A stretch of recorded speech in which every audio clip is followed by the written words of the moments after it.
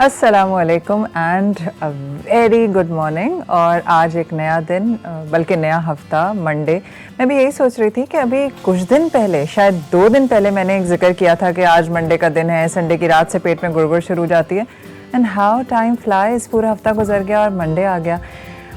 Monday को अगर हम इस तरह से सोचें कि अल्लाह ताला ने हमें एक और मौका दिया जिसमें हम सब जिंदा सलामत उठ गए हैं, और अब हमारे पास ये मौका है कि आज का दिन हम बहुत फ्रूटफुल बना सकते हैं। अगर हम इस तरह से सोचें तो हमें मंडे उस तरह से बुरा नहीं लगेगा।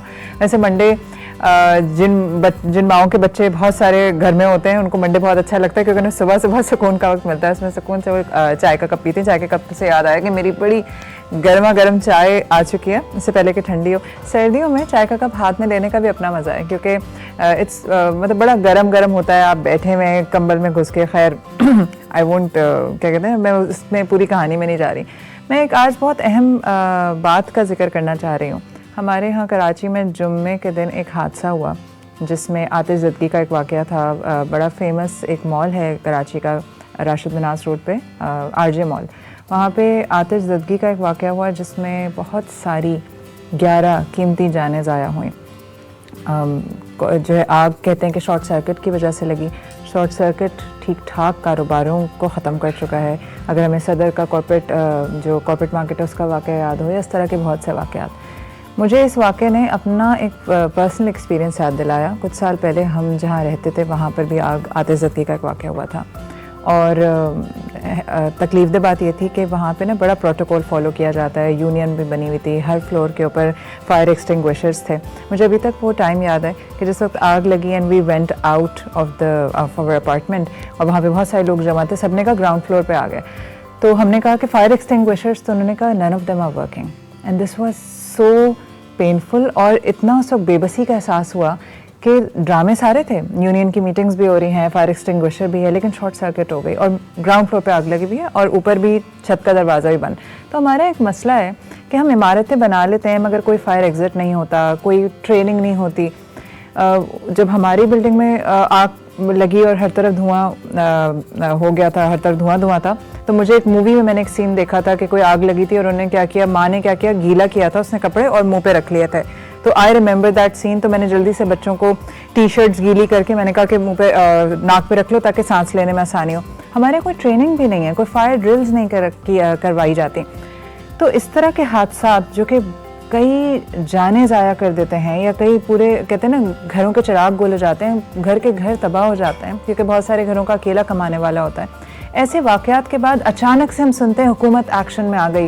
हुकूमत ने कहा कि तमाम जो बिल्डिंग्स हैं वो अपनी अपनी फायर प्रिकॉशंस लें या ख्याल रखें, एहतियाती तदाबीर करें।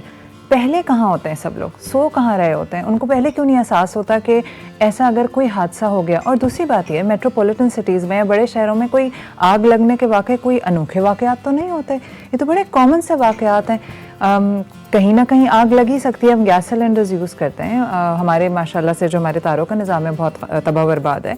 तो why we only wake up जब हादसा हो जाता है?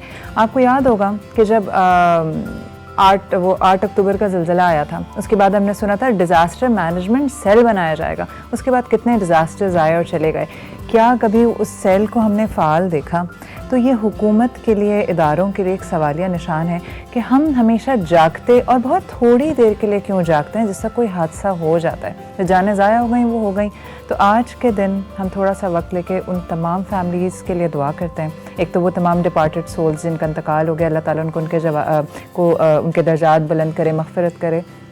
वो तमाम लोग जिन्होंने अपने प्यारे खो दिए, क्योंकि कॉल सेंटर से काफ़ी ऐसे लोग थे जो वहाँ कॉल सेंटर में काम कर रहे थे। यकीनन वो अपने घर के ब्रेड विनर होंगे, अपने घर की रोज़ी रोटी कमाने वाले होंगे, या एक इकलौता बेटा होगा जो कि माँ बाप का भी ख्याल रख रहा होगा, या कोई बच्चों का बाप होगा। तो लेट्स प्रे फॉर देम कि अल्लाह ताला उनके लिए आसानियाँ करे, उनकी फैमिली वालों को सब्र दे, और हमारे इदारों को और हमारे हुकूमत को अक्ल दे कि इतना बड़ा मुल्क है जिसकी सरबराही आपके पास है, उसमें इतने सारे लोग खचाखच भरे हुए हैं शहरों में। खुदारा सेफ्टी सिक्योरिटी के जो मेजर्स हैं ये कोई हादसे के बाद ना लिया करें, वो फिर सिर्फ कागज़ी कार्रवाई ना करें, इनको प्रैक्टिकली किया करें। खैर, इस नोट पे मैं एक ब्रेक लूँगी और आप जो हैं बस ये सोचिए कि बहुत से ऐसी फैमिलीज़ हैं जो कि इस वक्त बहुत तकलीफ़ में हैं, और हम बहुत खुशनसीब हैं कि अल्लाह ताला ने हमें एक नया दिन और एक नया मौका और दिया है ज़िंदा रहने के लिए और कुछ बेहतरी दूसरों की ज़िंदगी में लाने के लिए। तो आज उस दिन को ज़ाया मत कीजिएगा। मैं मिल रही हूँ आपसे छोटे से ब्रेक के बाद, और मैं आपसे मुलाकात मेरी होगी आपसे शेफ़ साइमा के किचन में। आज कुछ बहुत ही मज़ेदार बन रहा है, हम जानेंगे कि क्या बन रहा है। मिलते हैं छोटे से ब्रेक के बाद।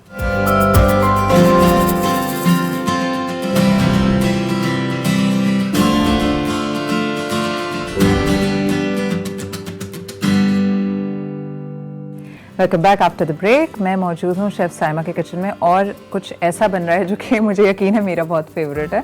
तो बगैर डिले किए जानते हैं साइमा से कि क्या बन रहा है। पहले तो अस्सलामु अलैकुम। वालेकुम अस्सलाम, क्या हाल चाल है आफ्टर द वीकेंड? हाँ, आफ्टर द वीकेंड। आप बताएं साइमा, कैसा रहा वीकेंड?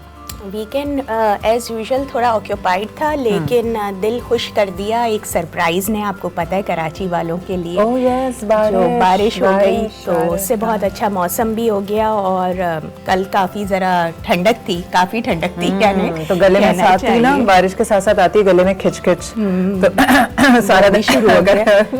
अगले दिन हम सवाई करते हैं। बहुत अच्छा रहा। अच्छा माविश, ये बताइए कि आपको जो है पाकिस्तानी खानों के अलावा क्या पसंद, कौन से खाने पसंद हैं, कौन सा क्यूजीन पसंद है? मुझे ये इटालियन, चाइनीज और अफगानी चलो, और लेबनीज। हाँ, लेबनीज भी यहाँ लेबनीज, अफगानी और इटालियन और चाइनीज। आप क्या बना रही हैं आज? आज हम चाइनीज़ रेसिपी ही सिखाने जा रहे हैं, और चाइनीज़ क्यूजीन में ये बहुत पॉपुलर है, इवन पाकिस्तान में बहुत पसंद की जाती है। चिकन मंचूरियन की रेसिपी मैं सिखाऊंगी जी, और विद एग फ्राइड राइस हम इसको सर्व करेंगे, तो उसकी भी रेसिपी मैं आप लोगों से शेयर करूंगी आज। और चाइनीज़ क्यूजीन की जो ख़ास बात यह है माविश के ये बिल्कुल फ्रेश कुक किया जाता है, फ्रेश कुक, और फ्रेश ही जो है इसको सर्व भी किया जाता है। और मैं जैसे कि पहले भी प्रोग्राम में जिक्र कर चुकी हूँ कि इसमें ज़्यादातर चाइनीज़ क्यूजीन में स्टर फ्राई टेक्निक यूज़ हो रही होती है, तो खाने जो है एक सर्टेन टेम्परेचर पे बनाए जा रहे होते हैं, जिसकी वजह से इसके जो भी इंग्रेडिएंट्स हैं, गोश्त जो भी आप यूज़ कर रहे हैं या वेजिटेबल्स यूज़ कर रहे हैं, उनके जो फ्लेवर्स हैं वो उसमें इंटैक्ट रहते हैं। ये इसकी बहुत ख़ास बात है। इसके अलावा अगर देखा जाए तो चाइनीज़ खाने जो है ना ज़रा लाइटर साइड पर होते हैं, आपको उनको खाने से हैवीनेस नहीं फील होगी। जी बिल्कुल। और बहुत ही सिंपल टेक्निक यूज़ करते हुए झटपट तैयार आपके पास चीज़ें कटी हुई हों। वेजिटेबल्स ये लोग बहुत यूज़ करते हैं, बहुत फ्लेवरफुल, कलरफुल इनके खाने होते हैं और सिंपल होते हैं, और फिर लेस टाइम कंज्यूमिंग होते हैं। तो चाइनीज़ कुकिंग जो है वो बहुत वर्सटाइल कुकिंग भी है। सारा टाइम लगता है वेजिटेबल काटने में जी, और जितना अच्छा खूबसूरत कटा हुआ होगा उससे ही उतनी ही खूबसूरती में इजाफा होगा इस डिश के। तो अभी हम लोग जो है अपनी इंग्रेडिएंट लिस्ट की तरफ चलते हैं। मेथड भी मैं बता दूंगी, और फिर हम बाद में जो है इसका कुकिंग प्रोसेस वगैरह सब दिखाएंगे नाज़रीन को। चिकन मंचूरियन वो फेमस तरीन चाइनीज़ डिश है, जो भी जाता है चाइनीज़ खाने तो आमतौर पे चिकन मंचूरियन को ही, है ना? बिल्कुल। अच्छा माविश, अगर आप पाकिस्तान की अभी हम बात करें तो पाकिस्तान में भी चाइनीज़ खाने मेरा ख्याल है सबसे ज़्यादा पाकिस्तानी खानों के बाद पॉपुलर है। और पाकिस्तान के जितने भी सिटीज़ हैं, मेन सिटीज़ देख लें या इवन आप अप नॉर्थ देख लें, तो उनमें आप जहाँ पे भी जाएंगे आपको चाइनीज़ फूड ज़रूर अवेलेबल होगा, थोड़ी थोड़ी वेरिएशन के साथ। कहीं कोई कुछ बना रहा है, कहीं कोई कुछ, यानी पाकिस्तान में ही रहते हुए मुख्तलिफ इलाकों में चाइनीज़ खानों की वेरिएशंस आपको मिल जाएंगी। बिल्कुल। तो ये बहुत अच्छी बात है कि यहाँ पर काफ़ी सारे क्यूजीन्स हैं, बट चाइनीज़ खाने बहुत ज़्यादा पसंद किए जाते हैं। और ये जो मंचूरियन है ये ग्रेवी डिश है जी, ग्रेवी डिश है। और लोग मतलब इसको किसी भी मेन्यू अगर आप खोलें कहीं पर भी, अगर आपको लग रहा है कि नहीं मैं ज़रा डबल माइंडेड हो रही हूँ ऑर्डर करने में, तो लोग सबसे पहले मंचूरियन को या चाउमीन आप करते हैं, मंचूरियन और शाशलिक, और नहीं और वो भी ड्राई बीफ एंड चिली। बिल्कुल, ये तो इतना जबरदस्त मेन्यू हमने यहाँ बता दिया। हमारे पहले आप ऑर्डर करें हॉट एंड सावर सूप, नहीं चिकन कॉर्न सूप, लेकिन ये सारा कुछ आपने बनाना है अब घर में, ऑर्डर ना आज मैं के वही बाद- वापस आ जाती हूँ घूम फिर के क्या ऑर्डर करें। अब ऑर्डर नहीं करना है, बल्कि आपने घर बैठ के इसका लुत्फ उठाना है और आप इस रेसिपी को ट्राई करें, इंशाल्लाह आपको वो पसंद आएगी। हम लोग अपने इंग्रेडिएंट लिस्ट की तरफ चलते हैं। अच्छा माविश, यहाँ पे मैंने तकरीबन 750 ग्राम चिकन बोनलेस ले लिया है। मैं फिर यहाँ पे बताना चाहूँगी कि मुर्गी का सीना जो होता है वो ड्राई करता है, ड्राई करता है डिशेस को। अगर आपके पास सहूलत है कि आप थाई बोनलेस के पीसेस ले सकें तो आप प्लीज़ थाई बोनलेस के पीसेस को इस्तेमाल किया करें अपनी कुकिंग में, और आप एक वाज़ेह फ़र्क देखेंगे। ठीक है, आपकी डिश जो अब तक ड्राई होती आ रही थी वो सॉफ्ट होगी, जूसी होता है वो पार्ट, और ओवर कुक नहीं वो पार्ट हो पाता। जबकि हम लोग जो यूजुअली घरों में ख़वातीन कुकिंग कर रही होती हैं जी, वो ब्रेस्ट पीस से काम कर रही होती हैं, फिर वो उनको कुकिंग टाइम नहीं पता होता है, जिसकी वजह से वो ड्राई हो जाता है। और अच्छा, कलेजी और ये ब्रेस्ट पीस जितना बनाएंगे उतना, जितना कुक करेंगे उतना सख्त होता है, सख्त होता चला जाएगा। तो जो की है वो ये है कि आपने अपने गोश्त को ड्राई नहीं होने देना है, और उसकी भी मैं टेक्निक आपको भी फिर यहाँ पे बता दूंगी, पहले भी मैंने बताई थी, फिर मैं बताऊंगी कि इसको हमने कितने टेम्परेचर पे रखते हुए, अगर हाई हीट कर लें या मीडियम, क्योंकि चाइनीज़ खाने हाई फ्लेम पे पक रहे होते हैं। सही, तो ये भी आपने सिर्फ 3 से 4 मिनट पकाना है, इसको फ्राई करना है, इससे ज़्यादा नहीं करना, वरना ये ड्राइनेस की तरफ चला जाएगा। मैंने आज यहाँ पे थाई बोनलेस लिया है, इसको मैंने तकरीबन 1 इंच से थोड़ा छोटा काट लिया था। ठीक है, ये बताएं कि आपने मुर्गी वाले से कहा मुझे ड्रम स्टिक की बोनलेस बना दो। नहीं, थाई बोनलेस हर जगह अवेलेबल होता है, वो रखते हैं। अच्छा, जैसे हम जो ब्रांडेड लेते हैं फ्रोजन में, उसमें नहीं होता ना? उसमें नहीं होगा, आपको ये खुला, मतलब जाके जहाँ मुर्गी ताज़ी मिल रही है उससे ही आपको बात करनी होगी। अच्छा, कुछ कट्स आते हैं फ्रोजन में भी, लेकिन वो सब ब्रेस्ट पीस देते हैं, फिलेट्स जो आते हैं, ये भी मेरा एक्सपीरियंस है, मतलब वो बिल्कुल भी मज़ा नहीं आएगा। तो आप लोग इससे बनाएं और फिर हमें फीडबैक दें। ठीक है, इसमें अभी मैंने ये किया महविश कि यहाँ पे जो है मैंने 750 ग्राम मुर्गी ले ली है, बोनलेस है। इसमें मैंने 1 टेबल स्पून के बराबर अदरक लहसुन का पेस्ट मिक्स कर दिया, क्योंकि मुझे मैरिनेशन थोड़ी चाहिए थी पहले से। फिर मैंने इसी में 1 टेबल स्पून कुटी लाल मिर्च ऐड कर दी है, 1 टेबल स्पून कुटी लाल मिर्च। याद रखें, मंचूरियन जो होता है वो थोड़ा सा स्पाइसी और थोड़ा सा स्वीट की तरफ होगा, तो ये बात आपको जहन में रखनी है। ज़्यादा स्पाइसी करना है तो आप इसमें 1/2 टीस्पून लाल मिर्च पाउडर भी शामिल कर सकते हैं। ठीक है, बहुत अच्छा टेस्ट आएगा। मैं यहाँ पे नहीं कर रही हूँ क्योंकि इनको मेरा बहुत ख्याल है, इन्हें पता है मैं ज़्यादा टेस्ट नहीं खाती। बिल्कुल, और मुझे हमेशा माविश का ख्याल रहने लग गया ऑटोमेटिकली। ठीक है, अच्छा, उसके बाद हम इसमें इस्तेमाल करेंगे, बहुत ज़्यादा इसमें लहसुन इस्तेमाल होगा, क्रश्ड गार्लिक का हम इस्तेमाल करेंगे। इसकी सॉस में जो फ्लेवर आएगा वो क्रश्ड गार्लिक का आएगा। भर के 5 टेबल स्पून आप क्रश्ड गार्लिक डाल दें। ठीक है, ये मैंने क्रश्ड गार्लिक यहाँ रखा हुआ है, 5 table spoon, yes 5 table spoon crush garlic है, 1 table spoon ginger crush chop, जो आपको बेहतर लगे आप वो डाल दीजिए। अदरक आप कितना डाल रही हैं? अदरक 1 टेबल स्पून और लहसुन 5 टेबल 5 टेबल स्पून है। ठीक है, फिर इसमें चीनी जाएगी 4 से 5 चमचे, 5 टेबल स्पून के बराबर। ये भी मैं आपको बताऊंगी कि हमने इसका करना क्या है। 5 टेबल स्पून हमने चीनी डालनी है। 1 टेबल स्पून सॉस में हमारी क्रश्ड रेड पेपर्स जाएगा।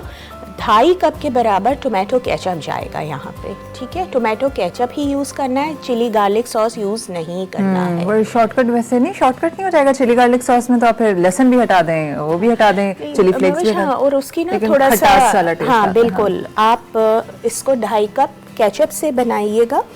1 कप मैंने यहाँ पे फ्लावर ले लिया है, ये मैरिनेशन में यूज़ होगा, मैं भी मैरिनेशन दोबारा बता दूँगी। फिर मैंने यहाँ पे लिया है तकरीबन 2.5 कप, 2 से 3 कप आप चिकन स्टॉक बना लीजिए। वो क्यूब से बना लें?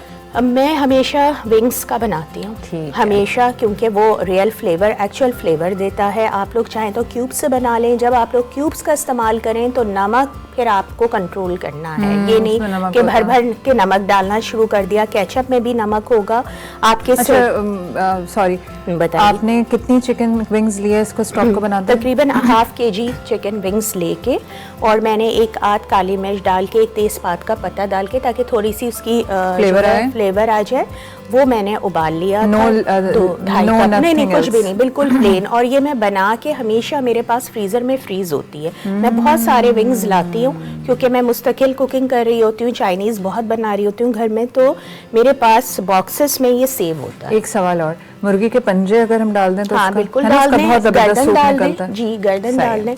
अच्छा, आप पूरी मुर्गी लाते हैं ना, तो देखिए माविश ये होता है कि आप उसमें से ना क्या हड्डियाँ करें, निकालते हैं। हाँ, या तो आप हड्डियाँ निकालें। एक मैं टिप आप लोगों को देने जा रही हूँ, जब आप बोनलेस, जैसे आप गई मुर्गी वाले के पास, उसको आपने कहा पूरी मुर्गी लेके इसको बोनलेस बना दो, बोनलेस बना लिया, उसकी हड्डियाँ आप ले आएँ घर पे, हड्डियाँ डिस्कार्ड नहीं करें, उस हड्डी से आप सूप की यखनी बना लें।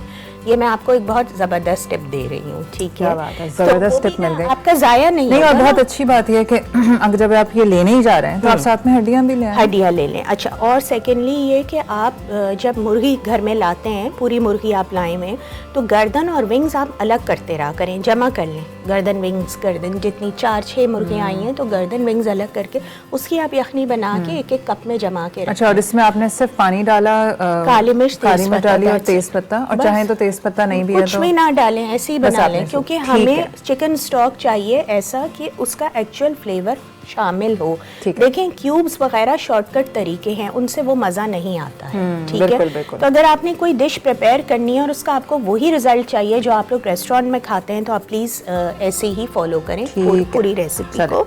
अच्छा माविश, इसके बाद मैंने इसमें ना 2 अदद अंडे भी शामिल करने मैरिनेशन में।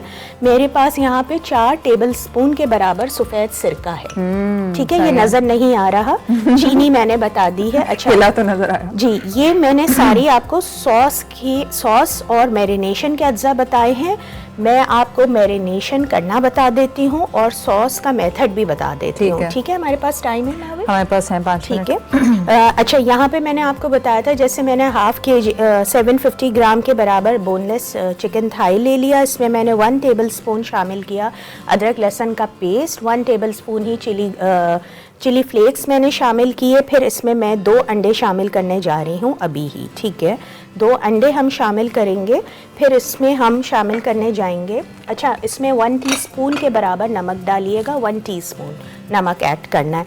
और फिर इसमें हमने 1 कप के बराबर फ्लावर, हमारा सादा जो मैदा होता है, मैदा, आटा नहीं, मैदा भी नहीं, नॉर्मल बिल्कुल सादा मैदा, 1 कप के बराबर वो आप शामिल कर लीजिए इसमें, ठीक है?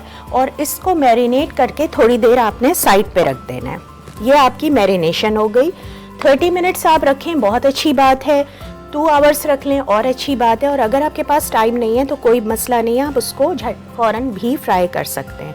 अब हम इसको फिर फ्राई करेंगे थोड़ी देर में, यहाँ पे मीडियम टू हाई फ्लेम पे। जब आपका तेल गर्म हो जाए, थोड़ा सा डीप फ्राई होगा ये, जैसे पकोड़ों की तरह तल के निकाल लें। अब इतना भी नहीं, आप इतना कर लें कि आपकी ये बोटी ज़रा सी भीगी भी नज़र आए। जैसे ये ऑयल इसके साथ साथ भी होगा तो ये फ्राई हो जाएगा। अगर आपने शैलो फ्राई करना है, आप शैलो फ्राई भी कर सकते हैं, मगर इसका क्रिस्प उसका नहीं आएगा, इक्वल कलर नहीं आएगा, इसलिए हम इसको डीप फ्राई करेंगे। अगर डीप फ्राई भी मैं इतना ही करती हूँ जितनी ज़रूरत है, ऐसा नहीं कि भर के ऑयल डाल दिया।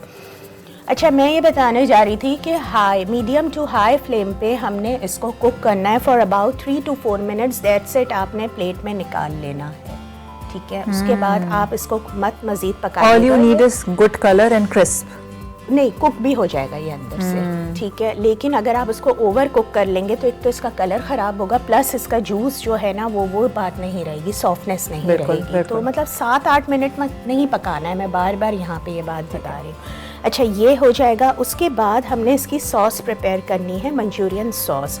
मंचूरियन सॉस के लिए हम लोग ये करेंगे, माविश हमारे पास टाइम है? आप बताइए। हाँ, मैं बताती हूँ, ठीक है? इसमें हमने 2 से 3 चम्मच कढ़ाई ले लेंगे आप, और उसमें 2 से 3 चम्मच कढ़ाई ले लेंगे, 2 से 3 चम्मच ऑयल डालेंगे जी, ऑयल डालेंगे। अभी आप हमारे सामने करना चाह रही हैं? नहीं, मैं अभी नहीं करूँगी, क्योंकि 2 से 3 चम्मच कढ़ाई कैसे लेंगे, फिर हम बीच में दिखाएंगे, ठीक है?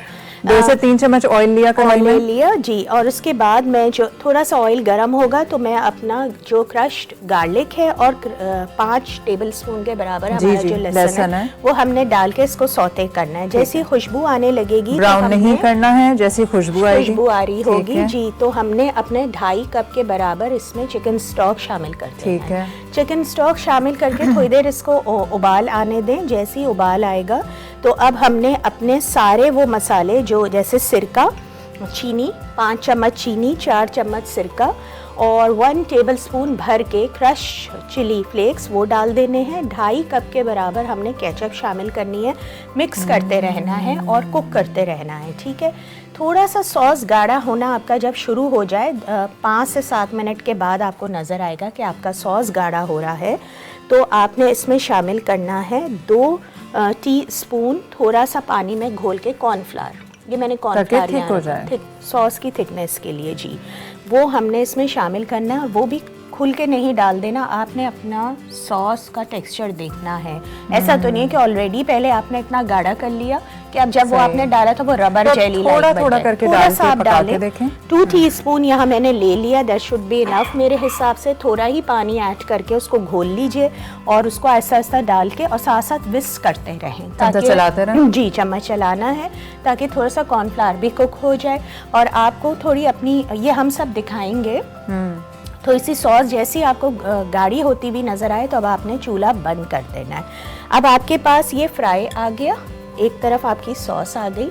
अब आपने इन दोनों को मिक्स कर देना है, ठीक है। सॉस को आपने मिक्स किया, चिकन को मिक्स किया सॉस में, और फिर इस पे आपने, ये आपका रेडी है मंचूरियन, उसको हम डिश आउट भी और ये जो हमारी वेजिटेबल्स हैं इनको स्टर फ्राई करके ऐड करना है? नहीं, ये एग फ्राइड राइस की रेसिपी है, वो भी मैं भी अच्छा, बताऊंगी। ये जो वेजिटेबल्स हैं ये एग फ्राइड। तो यार आज तो बड़ा लंबा है सीन, लेकिन आपको बिल्कुल अब ब्रेक पे जा रहे हैं आपको, लेकिन ये पूरा प्रोसीजर नजर आता रहेगा ड्यूरिंग द शो, और जब आप बाद में भी देखेंगे तो पूरा आपको यू विल फाइंड द, हम आखिर में भी बता देंगे कि कैसे बनाएं या बीच में जब ठीक है। तो फ्राइड राइस भी आपके सामने बनेंगे, ये भी आपके सामने होगा। हम फिर ब्रेक पे जाते हैं। एक बात मैं करना चाहूँगी, फ्राइड राइस के लिए हम ज़रूर अपने इंग्रेडिएंट्स भी बता देंगे और मैं बता दूंगी मेथड क्या है। बाकी अगर हमारे पास टाइम होगा तो हम सामने ही करके दिखाएंगे। हम ले रहे हैं एक छोटा सा ब्रेक। अभी मैंने शुरू में कहा था कि वो जब सैमा ने कहा ना बारिश आ गई है, तो मैंने कहा और अगले दिन हम सब करते हुए उठे हैं क्योंकि सबके गले में किचकिच है। गले में किचकिच बारिश की वजह से नहीं है, ये जो हमारी एटमॉस्फेयर में इस कदर वो है पोल्यूशन है, और जिसको हम आजकल बड़ा एक लफ्ज़ सुन रहे हैं स्मॉग, कि स्मॉग क्या है। तो जानेंगे स्मॉग होता क्या है और इससे बचाव का, इलाज का क्या तरीका है। तो हमने एक जो अभी शख्सियत हमारे साथ हमने मदऊ की हैं इस पे स्मॉग पे बात करने के लिए, वो यकीनन आपके बहुत सारे सवालों का भी जवाब देंगी और आपको ये भी बताएंगी कि उसके प्रिवेंशन कैसे की जाए। तो क्योंकि कहते हैं एहतियात इलाज से बेहतर है। हम ले रहे हैं छोटा सा ब्रेक, और ब्रेक के बाद मैं आपको मिलवा रही हूँ बहुत ही इंपॉर्टेंट मेहमान से, जिस और हम बात करने वाले हैं मशहूर ज़माना टर्म, दैट इज़ स्मॉग। मिलते हैं छोटे से ब्रेक के बाद।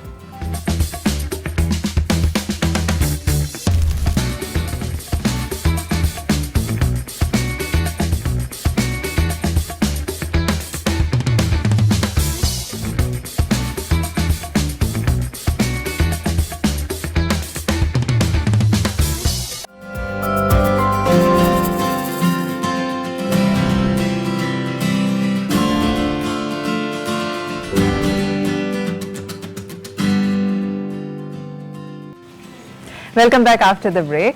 मैंने क्या कहा था ब्रेक पे जाने से पहले कि हम आजकल सर्दी को इल्ज़ाम लगा रहे हैं कि जो सुबह सुबह हम खखार रहे होते हैं या हमारी नज़ला ज़ुकाम खांसी है वो है सर्दी आने की वजह से। रियलिटी है कि सर्दी आने की वजह से तो है, लेकिन एक और टर्म जो हम बहुत ही कॉमनली सुनते हैं वो है स्मॉग।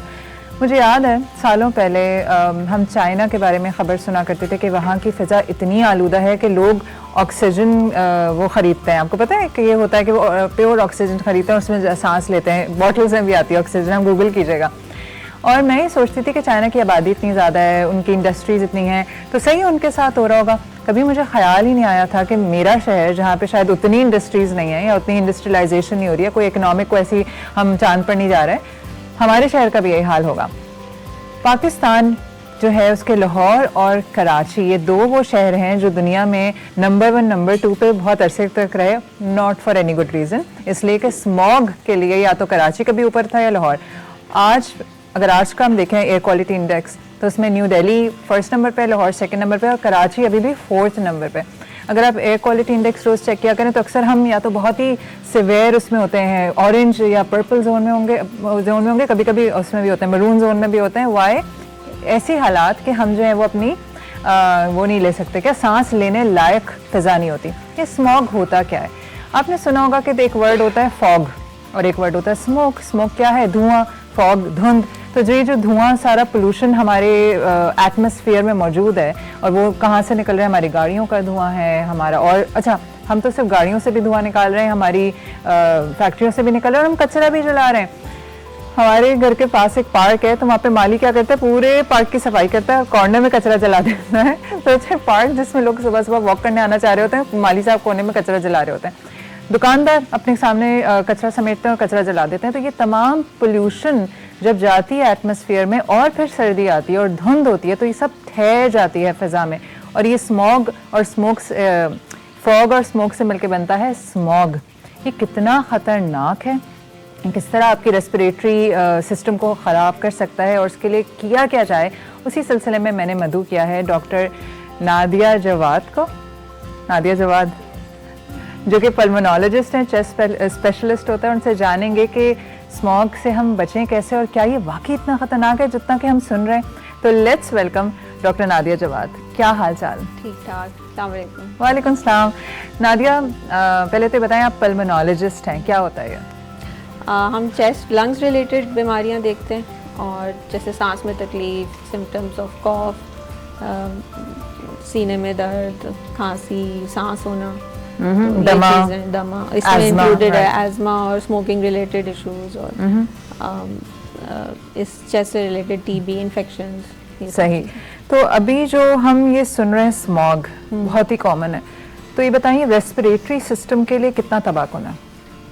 स्मॉग में असल में कुछ ऐसी गैसेस होती हैं, पर्टिकुलेट मैटर होते हैं, जो आपकी जो अल्लाह ताला ने सिस्टम बनाया, आपकी फिल्ट्रेशन का नोज़ है, बाकी नीचे का ट्रैक्ट है, तो वहाँ तक जाने से पहले डस्ट और चीज़ें फ़िल्टर हो जाती हैं। लेकिन जो स्मॉग में पर्टिकुलेट मैटर है, जैसे बहुत फाइन पार्टिकल्स होते हैं, तो वो नहीं फ़िल्टर हो पाते और वो नीचे चले जाते हैं, बिल्कुल they reach the deepest portions of the lung. So when they do, और रास्ते में से भी वो जो हमारे प्रोटेक्टिव मैकेनिज्म्स हैं उनको भी पैरालाइज करते हुए और ख़राब करते हुए जाते हैं। तो इसलिए आप वो जो आपके नॉर्मल सिक्रीशंस हैं, you can not clear those ना, कलेक्ट होने लगते हैं सिक्रीशंस, म्यूकस, फाइन और थिन, जहाँ आपकी एक्सचेंज हो रहा होता है गैस का, वो उस पार्ट को भी फिर डैमेज करते हैं, वहाँ जो प्रोटेक्टिव सेल्स हैं उनको डैमेज करते हैं। यानी कि फेफड़ों के लिए काफ़ी ख़तरनाक है। जी जी। इफ़ आई से कि जैसे पैसिव स्मोकिंग से ज़्यादा ख़तरनाक है क्या? जैसे पैसिव स्मोकिंग होती है ना, you are sitting in some place, वहाँ लोग स्मोकिंग कर रहे हैं, is it like a constant आपके बराबर बैठ के कोई स्मोक कर रहा है? हाँ, तो पैसिव स्मोकिंग में कंसंट्रेशन ज़्यादा होती है और बिल्कुल करीब आप होते हैं, तो बट स्मॉग में रिलेटिवली कम हो, बट केमिकल्स उसमें भी सारे वही होते हैं, डिपेंडिंग ऑन कि आपके व्हीकल से क्या एग्जॉस्ट निकल रहा है, आपके करीब इंडस्ट्रीज़ क्या हैं, प्लास्टिक्स जल रहे हैं या नहीं, और आपका जो आप बर्न कर रहे हैं क्रॉप्स और कचरा, तो उसका भी जितना भी टॉक्सिक है वो सब एयर में ही जा रहा है। बिल्कुल। अच्छा, तो जिस तरह हम माशाल्लाह हर वक्त नंबर 1 या नंबर 2 पे ही रहते हैं स्मोक में, जैसे ही स्मोक का सीज़न आता है, तो ये जो परसिस्टेंट एक्सपोजर है स्मोक से, ये हमारे क्या प्रोलॉन्ग इसके या लॉन्ग टर्म में इसके क्या हेल्थ पे इम्प्लिकेशंस हो सकते हैं? सो सबसे सेंसिटिव जो पॉपुलेशन है वो आपकी एक्सट्रीम्स ऑफ एज है, children and the elderly end of course pregnant women, और people who are already ill with respiratory illnesses like asthma और smoking related जिनके issues हैं, तो वो बहुत ज़्यादा sensitive हैं, उनके lungs पहले ही damaged हैं, so they're more sensitive to the effects of smog, और फिर वो उसी तरह से वो उनकी तबीयत ख़राब ज़्यादा होती है, अगर वो पहले से ही अपनी ट्रीटमेंट ले नहीं रहे तो they get worse during this time।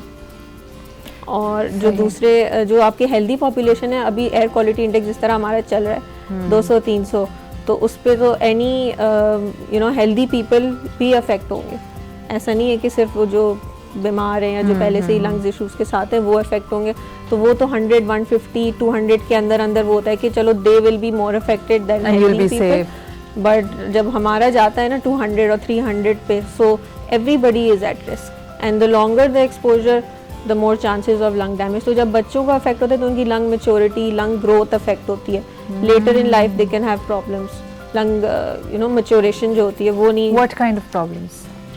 They can develop chronic disorders ना, आगे जाके सांस होना, फिर आप सोचते हैं कि उनको क्यों हो रहा है कि कोई दमा हम जिससे कहते हैं, एजमा तो मोर एलर्जी रिलेटेड है। ऑलराइट, जो हम कहते हैं कि जिस तरह का डैमेज स्मोकिंग करता है ना, उस तरह का डैमेज। Oh my God. तो वो आप आगे जाके सोच रहे हैं भाई इसको क्या एक्सपोजर है, इसको ये क्यों हो रहा है। So there is pollution exposure.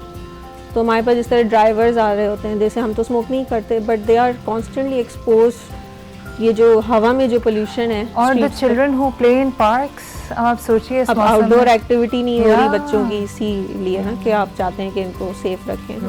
नहीं, लेकिन आउटडोर आपको हर पार्क में बच्चे खेलते हुए मिलेंगे। हाँ, अब जब ये स्मॉग हुआ था तो उस वक्त था ना कि सब अंदर हैं। बल्कि अभी तो पंजाब हुकूमत ने 10 अजला में वो किया ना, स्मार्ट लॉकडाउन किया है।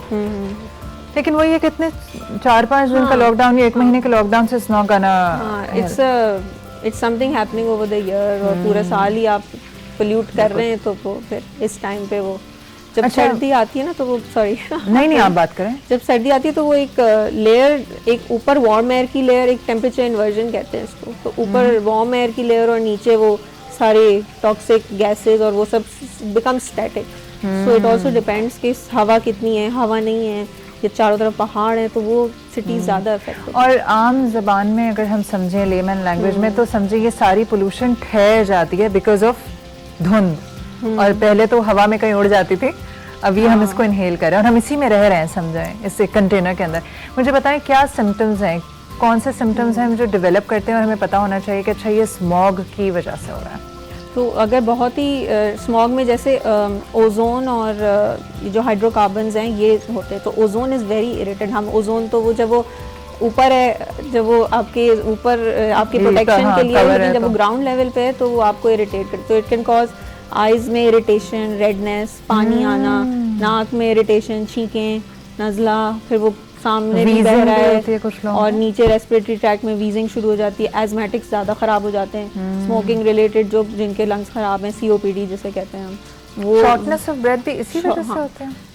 वीजिंग का मतलब है कि एयरवेज टाइट हो गए ना, the airways are reacting to the allergens जो हवा में टॉक्सिक चीज़ है, तो व्हेन इट रिएक्ट्स तो वो सिक्रीशंस भी ज़्यादा बनती हैं और फिर वो टाइट हो जाता है, तो सांस लेने में प्रॉब्लम्स होती है, तो पेशेंट फिर टाइटनेस ही उनको फील होती है, सफोकेटिंग सी फीलिंग फील होती है। सो अब बच्चे अक्सर कह रहे होते हैं आई कांट ब्रीथ, ऐसे बाहर से खेल कर आए या है ना, या अगर अब उनको वही जो एलर्जीज हैं तो वो बढ़ जाती हैं। हाँ, एलर्जी फिर छींके, नज़ला, ये ज़्यादा स्किन अगर ज़्यादा कॉन्सेंट्रेटेड है तो कुछ लोगों को स्किन की भी इशूज हो सकते हैं। सही। अच्छा, जिन लोगों को ऑलरेडी प्रॉब्लम्स हैं तो वो स्मॉग में क्या एहतियाती तदाबीर करें, जिनको ऑलरेडी इस तरह का जैसे कोई एलर्जिक हैं या एजमेटिक हैं, वो ऐसे स्मॉग के सीजन में क्या एहतियात करें अपने लिए? तो एजमेटिक्स जो कुछ लोग अपना इनहेलर्स नहीं ले रहे होते रेगुलरली, तो एटलीस्ट अगर वो पूरे ईयर नहीं ले रहे हैं, दे रिमेन वेल, तो एटलीस्ट इन दिनों में ज़रूर रेगुलरली लेना शुरू हो जाए।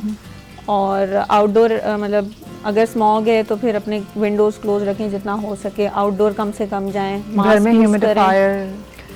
ह्यूमिडिफायर यहाँ कराची में तो है ही, ह्यूमिड 50-60% तो रहती है, लेकिन ये सब कराची में नहीं देख रहे हैं। हाँ, लेकिन लाहौर और उधर ह्यूमिडिफायर, अगर वो ड्राइनेस से इरिटेट हो रहे हैं तो they can keep a humidifier.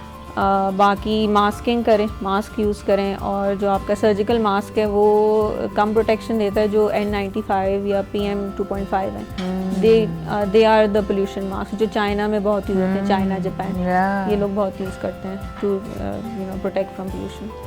सही। और जो लोग वैसे उनको कोई ऐसा इश्यूज नहीं है, हम आप जैसे लोग जो वैसे नॉर्मल जिंदगी गुजार रहे हैं, तो उनके लिए भी कोई एहतियात, उनको भी कोई एहतियात करनी चाहिए। मास्किंग करें और आउटडोर एक्टिविटी, एक्सरसाइज पे बाहर नहीं करें। जब आप एक्सरसाइज करते हैं आप ज़्यादा एयर इनहेल करें, तो आप ज़्यादा ले रहे हैं पोल्यूटेंट्स अपने सिस्टम में, आपका ब्रीदिंग रेट बढ़ जाता है, so you are taking in more air and more of pollutants, deep breathing कर रहे होते हैं ज़्यादा। तो आउटडोर एक्टिविटी फिर स्मॉग वाले दिनों में नहीं करें, एक्सरसाइज बाहर जाके नहीं करें जब स्मॉग होती है। जैसे अभी बारिश हुई थी तो ज़रा क्लियर हो गई थी हवा, आज इसीलिए शायद वो हम 4th नंबर पे आ गए, वरना तो हम टॉप 2। अब वो हवा दोबारा चल गई ना, हवा चल रही है तो फिर डस्ट और उड़ना शुरू हो रही है। हाँ, तो ये है मास्किंग, 2.5 MPM वाला मास्क। और सही है। अच्छा, ट्रीटमेंट क्या है इसका? जैसे मेरे घर में अब आपकी बातों से मेरे जहन में अपना बेटा आ रहा है, तो ही प्लेज फुटबॉल रेगुलरली, और अगर आपको पता है बच्चों को मना कर दें तो वो रोना धोना स्टार्ट हो जाता है, तो he is very he loves to play football और he plays in the stadium, और मौसम कैसा भी हो, नाउ आई एम रियलाइजिंग उसको वीजिंग भी हो रही है, वो आंखें भी उसकी रेड हो रही हैं, मगर उसको बाहर जाना एज अ मस्ट, क्योंकि वो वो कोच हो रहा है और वो ही प्लेज इन टीम। तो ये बताएं कि ऐसा कुछ है आपके घर में, ऐसा कोई बच्चा है या कोई बुजुर्ग है या हमें ऐसा महसूस हो रहा है, तो व्हाट इज़ द ट्रीटमेंट? पहले तो ये बताइएगा हम घर में क्या कर सकते हैं, और उसके बाद डॉक्टर के पास हम किस पॉइंट पे जाएं? एक तो ये कि जब ये सब शुरू हो जाता है ना, तो वायरल इन्फेक्शंस के भी चांसेस बढ़ जाते हैं, क्योंकि आपकी वो लाइनिंग ख़राब हो जाती है और वो रास्ता मिल जाता है वायरसेस को भी, बैक्टीरिया को। सो फिर वो दे कम अप विद फीवर और ये सब। अब पहले से तैयारी ये हो सकती है कि वैक्सीन करवा लें इन्फ्लुएंजा की, ठीक है। जब ये सब शुरू होता है तो एंटी एलर्जी और मास्किंग और एंटीऑक्सीडेंट्स लेना, क्योंकि जो इंजरी होती है वो फ्री रेडिकल इंजरी ही हो रही होती है ज़्यादा, जो फ्री रेडिकल्स होते हैं, free radical injury they very reactive oxygen species ना, तो वो इरिटेट करते हैं। तो आपके सेल्स और आपका system body should be able to cope up, तो इसके लिए एंटीऑक्सीडेंट्स, जैसे इसी सीज़न में अल्लाह ताला ने विटामिन सी वाले फ्रूट्स भी शुरू किए हैं, तो सीज़न के फ्रूट्स लें और एंटीऑक्सीडेंट्स। जो स्टीम है, डज इट हेल्प? स्टीम जो है वो आपको जब साइनसाइटिस हो जाता है, जब इन्फ्लेम्ड हो, जब बहुत नज़ला हो रहा है और स्वेलिंग हो जाती है नोज़ में ना, they can't breathe, mouth breathing हो रही होती है, तो उसमें इट हेल्प्स। और नेबुलाइज करें? नेबुलाइज डिपेंड आप किससे नेबुलाइज कर रहे हैं, कौन से एजेंट से। नॉर्मल सलाइन ह्यूमिडिफाई करता है, हाँ, उसके लिए जो थिक सिक्रीशंस है अगर नहीं। तो अगर by the end of the day अगर आप बाइक चलाते हैं या आप कोई स्पोर्ट्स में हैं या आपका कुछ ऐसा है कि आप बाहर बहुत निकल रहे हैं, तो अगर आप घर आके अपने आप को नेबुलाइज कर लें तो डज इट हेल्प? नहीं, आप मतलब एंटी एलर्जी ले सकते हैं, क्योंकि वो इनिशियली तो वो छींके और इसी से शुरू होता है सिक्रीशंस बढ़ना, तो वो थोड़ा एंटी एलर्जी से कंट्रोल हो जाता है। और जो एजमेटिक्स और नॉन इलनेस वाले हैं, फिर वो अपना इनहेलर लेकर जाएं, पाबंदी करें अपनी ट्रीटमेंट। राइट। सो मास्क लगाएं।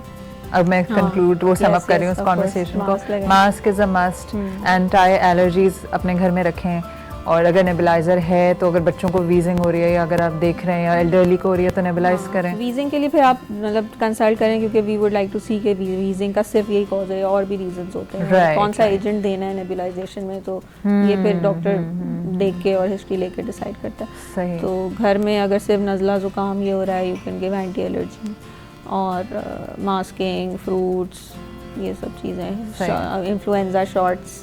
सही। और भी कुछ याद आ रहा है क्योंकि कोई लास्ट नोट? नहीं, दैट्स इट। और आप कहाँ प्रैक्टिस करती हैं? ज़ियाउद्दीन हॉस्पिटल। तो अगर बहुत ज़्यादा तबीयत ख़राब हो रही हो तो डॉक्टर नादिया को ज़ियाउद्दीन जाके दिखाइए और कहें कि मैं सांस क्यों नहीं आ रहा मुझे। Thank you so much Nadia for all this information. I hope कि हमारे जो हुक्मरान हैं वो जाग जाएं और वो स्मार्ट लॉकडाउन यहाँ भी लगा दें। अच्छा, प्रॉब्लम ये है कि अचानक से कोई हुक्म सादर हो जाता है, जैसे डबल सवारी पाबंदी, ऑल्टरनेटिव क्या है, उसके बाद लोग क्या करें, उसका एहसास नहीं होता। वो लॉन्ग टर्म सॉल्यूशंस जो है वो गवर्नमेंट को सोचने चाहिए। लॉन्ग टर्म हमारे इमरजेंसी सॉल्यूशन होते हैं ना, टीका लगा दो बस। हाँ, तो वो it takes time to work on pollution levels, तो वो व्हीकल्स की पास आप उसकी चेकअप, फिटनेस चेक व्हीकल्स का होना चाहिए, इंडस्ट्रीज पे चेक्स होने चाहिए, बहुत सारी चीज़ें, और बहुत सारी चीज़ें ना इमरजेंसी बेसिस पे करने की ज़रूरत है। Thank you so much for your time. और जो आपने हमारे साथ, thank you for having me. All right, तो आपने जाना कि स्मॉग में आप कैसे एहतियात कर सकते हैं। हमारे यहाँ हमें ऐसा लगता है बहुत सारी चीज़ें अगर रोज़ हो रही हैं और तवातर से हो रही हैं तो ये नॉर्मल है। नॉर्मल कुछ भी नहीं है, क्योंकि आपको एहसास तब होता है जब जिस चीज़ को आप नॉर्मल समझ रहे थे वो आपकी हेल्थ पे बहुत ही बुरी तरह असरअंदाज होती है। और ये बात याद रखिए कि ये ज़िंदगी भी एक ही दफ़ा मिली है और ये जिस्म एक ही यूनिफॉर्म है जिसको पहना के हमारी, कहते हैं ना, रूह का एक यूनिफॉर्म है, दैट इज़ अवर बॉडी, और वो एक ही है। आप किसी से बदल नहीं सकते कि चलो मेरा वाला पुराना हो गया, गंदा हो गया या फट रहा है तो आप मुझे अपना जिस्म दे दीजिए, ऐसा नहीं होता। यही वाइटल ऑर्गन्स हैं जिनके साथ हमें कब्र तक जाना है, तो इनका ख्याल रखिए, अपने बच्चों का ख्याल रखें, एल्डरली का ख्याल रखिए। और मैं अब आपसे मिल रही हूँ एक छोटे से ब्रेक के बाद। ब्रेक के बाद हम जानेंगे कि वो साइमा का भी काम कहाँ तक पहुँचा। और मेरे पास दो बहुत ही इंटरेस्टिंग गेस्ट हैं और बहुत ही इंटरेस्टिंग टॉपिक है, आपने कहीं नहीं जाना है। मैं आपसे मिल रही हूँ छोटे से ब्रेक के बाद।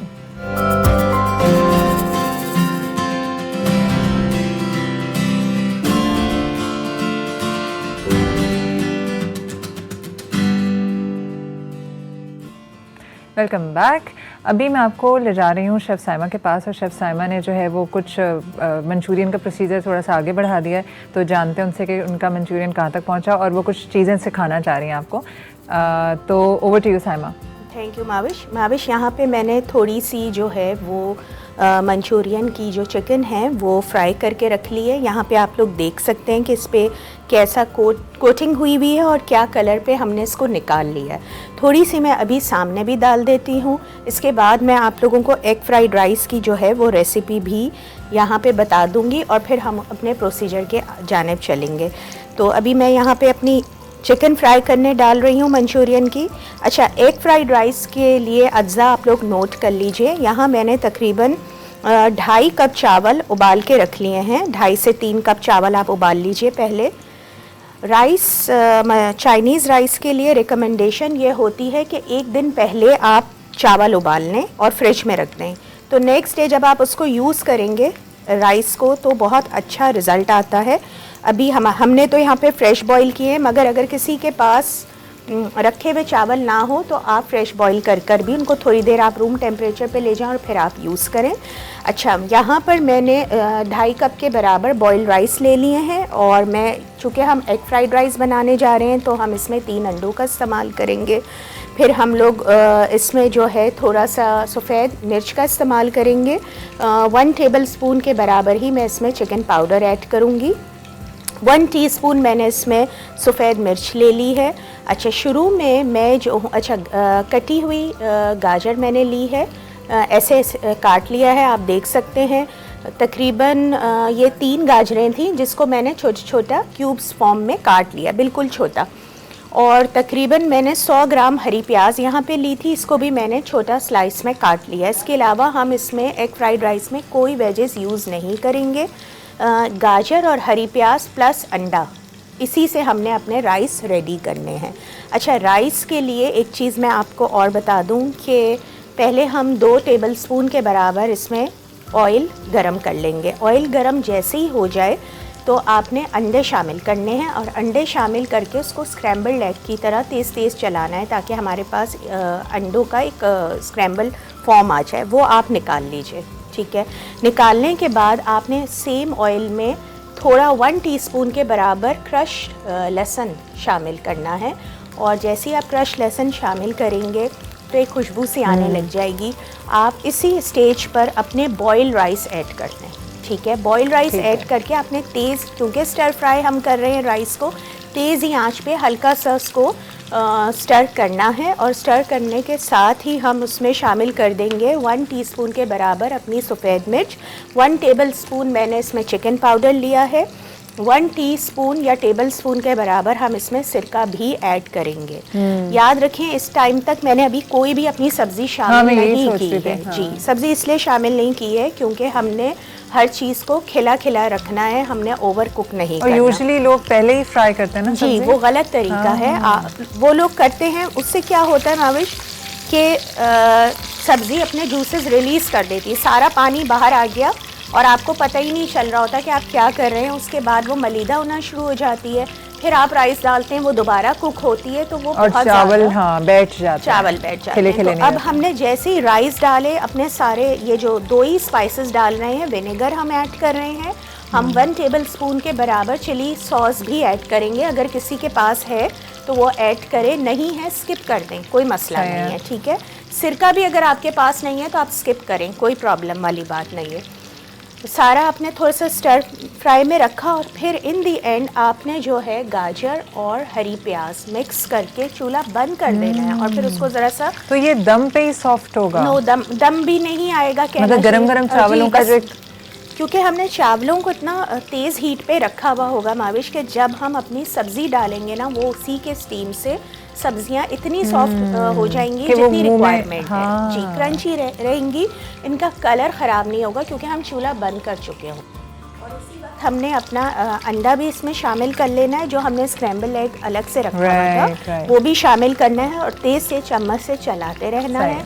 फिर इसको हमने डिश आउट करना है। ऊपर से आप ग्रीन अनियन के साथ जो है वो उसको छिड़क के ग्रीन अनियन के साथ हम सर्व आपने सोया सॉस नहीं डाला? सोया सॉस मैंने नहीं डाली। सोया सॉस से थोड़ा कलर चेंज हो जाता है, आप डाल सकते हैं, लेकिन वो मैंने सोचा है नेक्स्ट टाइम जो राइस सिखाऊंगी गार्लिक राइस, उसमें हम सोया और आप सॉस सही use कह रही हो, उससे कलर थोड़ा ब्राउनिश हल्का सा ब्राउन हो जाता है। आज मैं कोशिश करूंगी कि वो थोड़ा सफ़ेद की तरफ ही रहे, ताकि वो जो आपको एक फीलिंग है रेस्टोरेंट स्टाइल फीलिंग। हाँ, तो रेस्टोरेंट में सोया सॉस यूज़ होता है? हाँ, कभी वो लोग डालते हैं, डिपेंड करता है कि आपने राइस कौन से मंगाए हैं। अगर आपने एग फ्राइड राइस मंगाए हैं तो उसमें वो लोग यूज़ नहीं करते। अगर आपने गार्लिक राइस मंगाए हैं, यस, उसमें यूज़ होता है। तो यार ये भी देखे ना, एक इन्फॉर्मेशन है, क्योंकि मुझे ऐसा लगता था कि, और मैं खुद भी बनाती हूँ, तो मैं यूजुअली पुट सोया सॉस, वो भी बिल्कुल एंड में जब आप डाल सकती हैं। देखिए उसमें कोई भी, वो ऑप्शनल है, अगर आपको उसका टेस्ट पसंद है आप डालें। फिर मैं दोबारा यहाँ बताऊँगी, मैंने नमक का कहीं इस्तेमाल नहीं किया है, क्योंकि हमारा जो पाउडर है, चिकन पाउडर में भी नमक होगा। सोया सॉस अगर आप यूज़ कर रहे हैं तो उसमें भी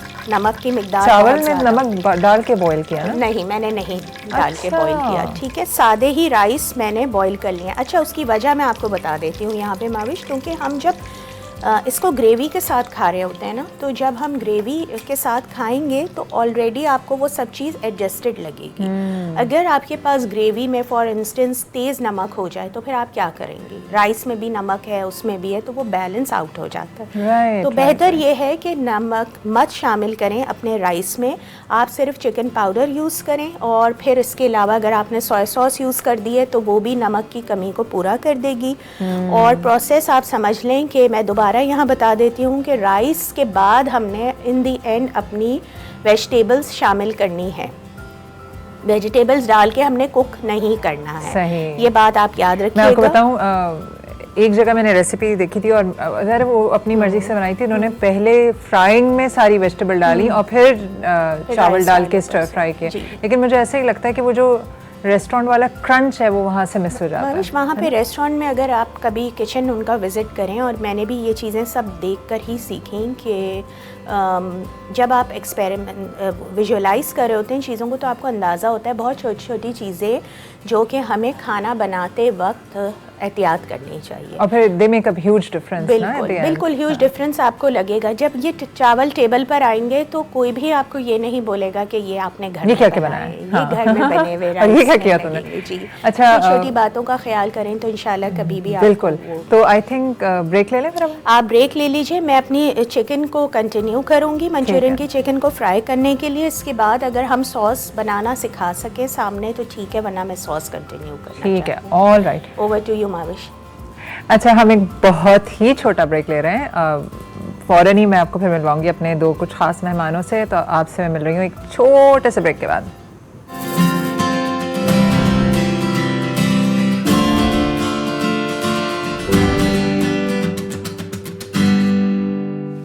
वेलकम बैक। अब मेरे साथ मौजूद हैं दो बहुत ही ख़ास मेहमान, लेकिन उससे पहले मैं आपको एक सवाल आपसे पूछूंगी। कभी कभी ऐसा होता है कि हम कहीं, या तो हम किसी रिलेशनशिप में होते हैं, या हम बहन भाई होते हैं, और किसी और की तारीफ़ हो जाए और आपको अंदर से जेलसी होना शुरू हो जाए। अक्सर ख़वातीन के साथ या मर्दों के साथ होता है, जब आप किसी से बहुत मोहब्बत करते हैं और वो आपकी महबूबा या महबूब किसी एक्टर की तारीफ़ कर दे, या ये कह दे मेरी क्लास में एक लड़का है वो बहुत खूबसूरत है, या आदमी कह दे कि मेरे ऑफिस में एक नई नई खातून आई है, क्या कमाल की खातून है, और अब आपको जेलसी हो रही है। हालांकि आपको पता है कि इस आदमी का कोई फ्यूचर नहीं उन खातून के साथ, उनको पता है जिंदगी भर बता भी नहीं पाएगा कि वो कितनी खूबसूरत है, येट यू फील जेलस। और उस जेलसी की वजह से अब आपका सारा दिन मूड भी ख़राब है, आपकी नींदें भी हराम है, और अगला दिन भी आप बड़े बुरे मूड के साथ उठ रहे हैं।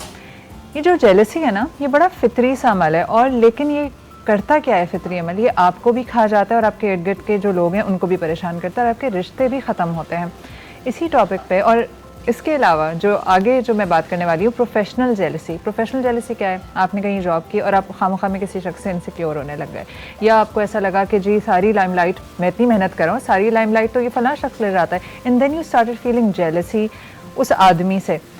होता कुछ नहीं है, आप ही की नींदें ख़राब होती हैं, आपकी प्रोडक्टिविटी भी अफेक्ट करती है, उस इंसान का कुछ नहीं होता, इंसान तरक्की भी कर रहा होता है। मगर ये प्रोफेशनल जेलसी या आम जेलसी से निपटे कैसे, इससे जान कैसे छुड़ाएं? क्योंकि ये तो इतना कोई फितरी जज्बा है कि कब खामोशी से दिल में आ जाता है, उतर जाता है, और हमारी नींदें हराम कर लेता है। इसी टॉपिक पे बात करने के लिए मैंने मधु किया है दो बहुत ही ख़ास मेहमानों से, जिनको मैं आपसे इंट्रोड्यूस करवाती हूँ, फिर हम जानते हैं कि प्रोफेशनल जेलसी होती क्या है और हम इससे जान छुड़ा कैसे सकते हैं। अस्सलामु अलैकुम।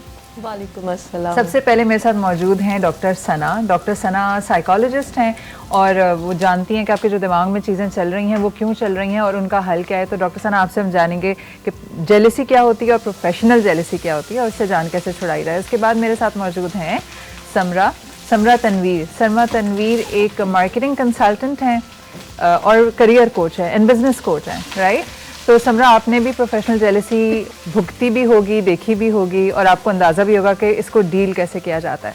सबसे पहले मैं सना के पास आती हूँ। सना, ये बताइए कि प्रोफेशनल जेलसी से भी पहले जेलसी बड़ा फितरी जज्बा है। अगर आप बड़ी बहन है और आपके छोटी बहन या भाई पैदा हो जाता है तो जेलसी होती है। अगर आपके मार्क्स कम आए और आपके बेस्ट फ्रेंड के ज़्यादा अगर सब उसकी वाह वाह कर रहे हैं तो बेस्ट फ्रेंड होने के बावजूद उससे जेलसी हो जाती है ना। तो ये तो बड़ा फितरी जज्बा है। तो ये होता क्यों है और ये दिमाग में मतलब क्या वजह है कि हम जेलस हो जाते हैं ना भी चाहते हुए? बिल्कुल, जैसे माविश आपने बात की कि ये नॉर्मल है और ये हम सबके साथ होता है किसी न किसी लेवल के ऊपर। और ये होता क्यों? ये इस वजह से होता है कि जब हम जो है कंपैरिजन करते हैं अपना किसी दूसरे के साथ, अब चाहे वो आपके घर के अंदर हो या आपकी वर्क प्लेस पे हो या किसी भी रिश्ते के साथ आप अपना कंपैरिजन करते हैं। तो जहाँ पर यहाँ पर सोशल कंपैरिजन थ्योरी काम कर रही होती है। When we compare ourselves with others, तो उनके मुकाबले में हम अपने आप को इनएडिक्वेट फील कर रहे होते हैं, जिसकी वजह से क्या लगता है कि या फिर हमें लगता है कि हम परसीव थ्रेट हमारे अंदर या तो एक्चुअल थ्रेट होता है या परसीव थ्रेट होता है। उसकी वजह से ये इमोशन हमारे अंदर जो है वो पैदा होना शुरू हो जाता है। हमें लगता है कि हम उनसे कम हैं, वो हमसे ज़्यादा हैं, वो ज़्यादा एक्सेल कर रहे हैं, उनको ज़्यादा अपॉर्चुनिटी मिल रही है, उनको ज़्यादा मोहब्बत मिल रही है, उनको ज़्यादा वैल्यू मिल रही है। ये तमाम चीज़ें होती हैं कि जिसकी वजह से अब ये इमोशन अकेला काम नहीं करता है, इसके साथ फर्दर दूसरे इमोशन भी एसोसिएटेड होते हैं, जिसके अंदर आप कहेंगे सबसे पहला जो इमोशन इसके अंदर आता है वो फेयर।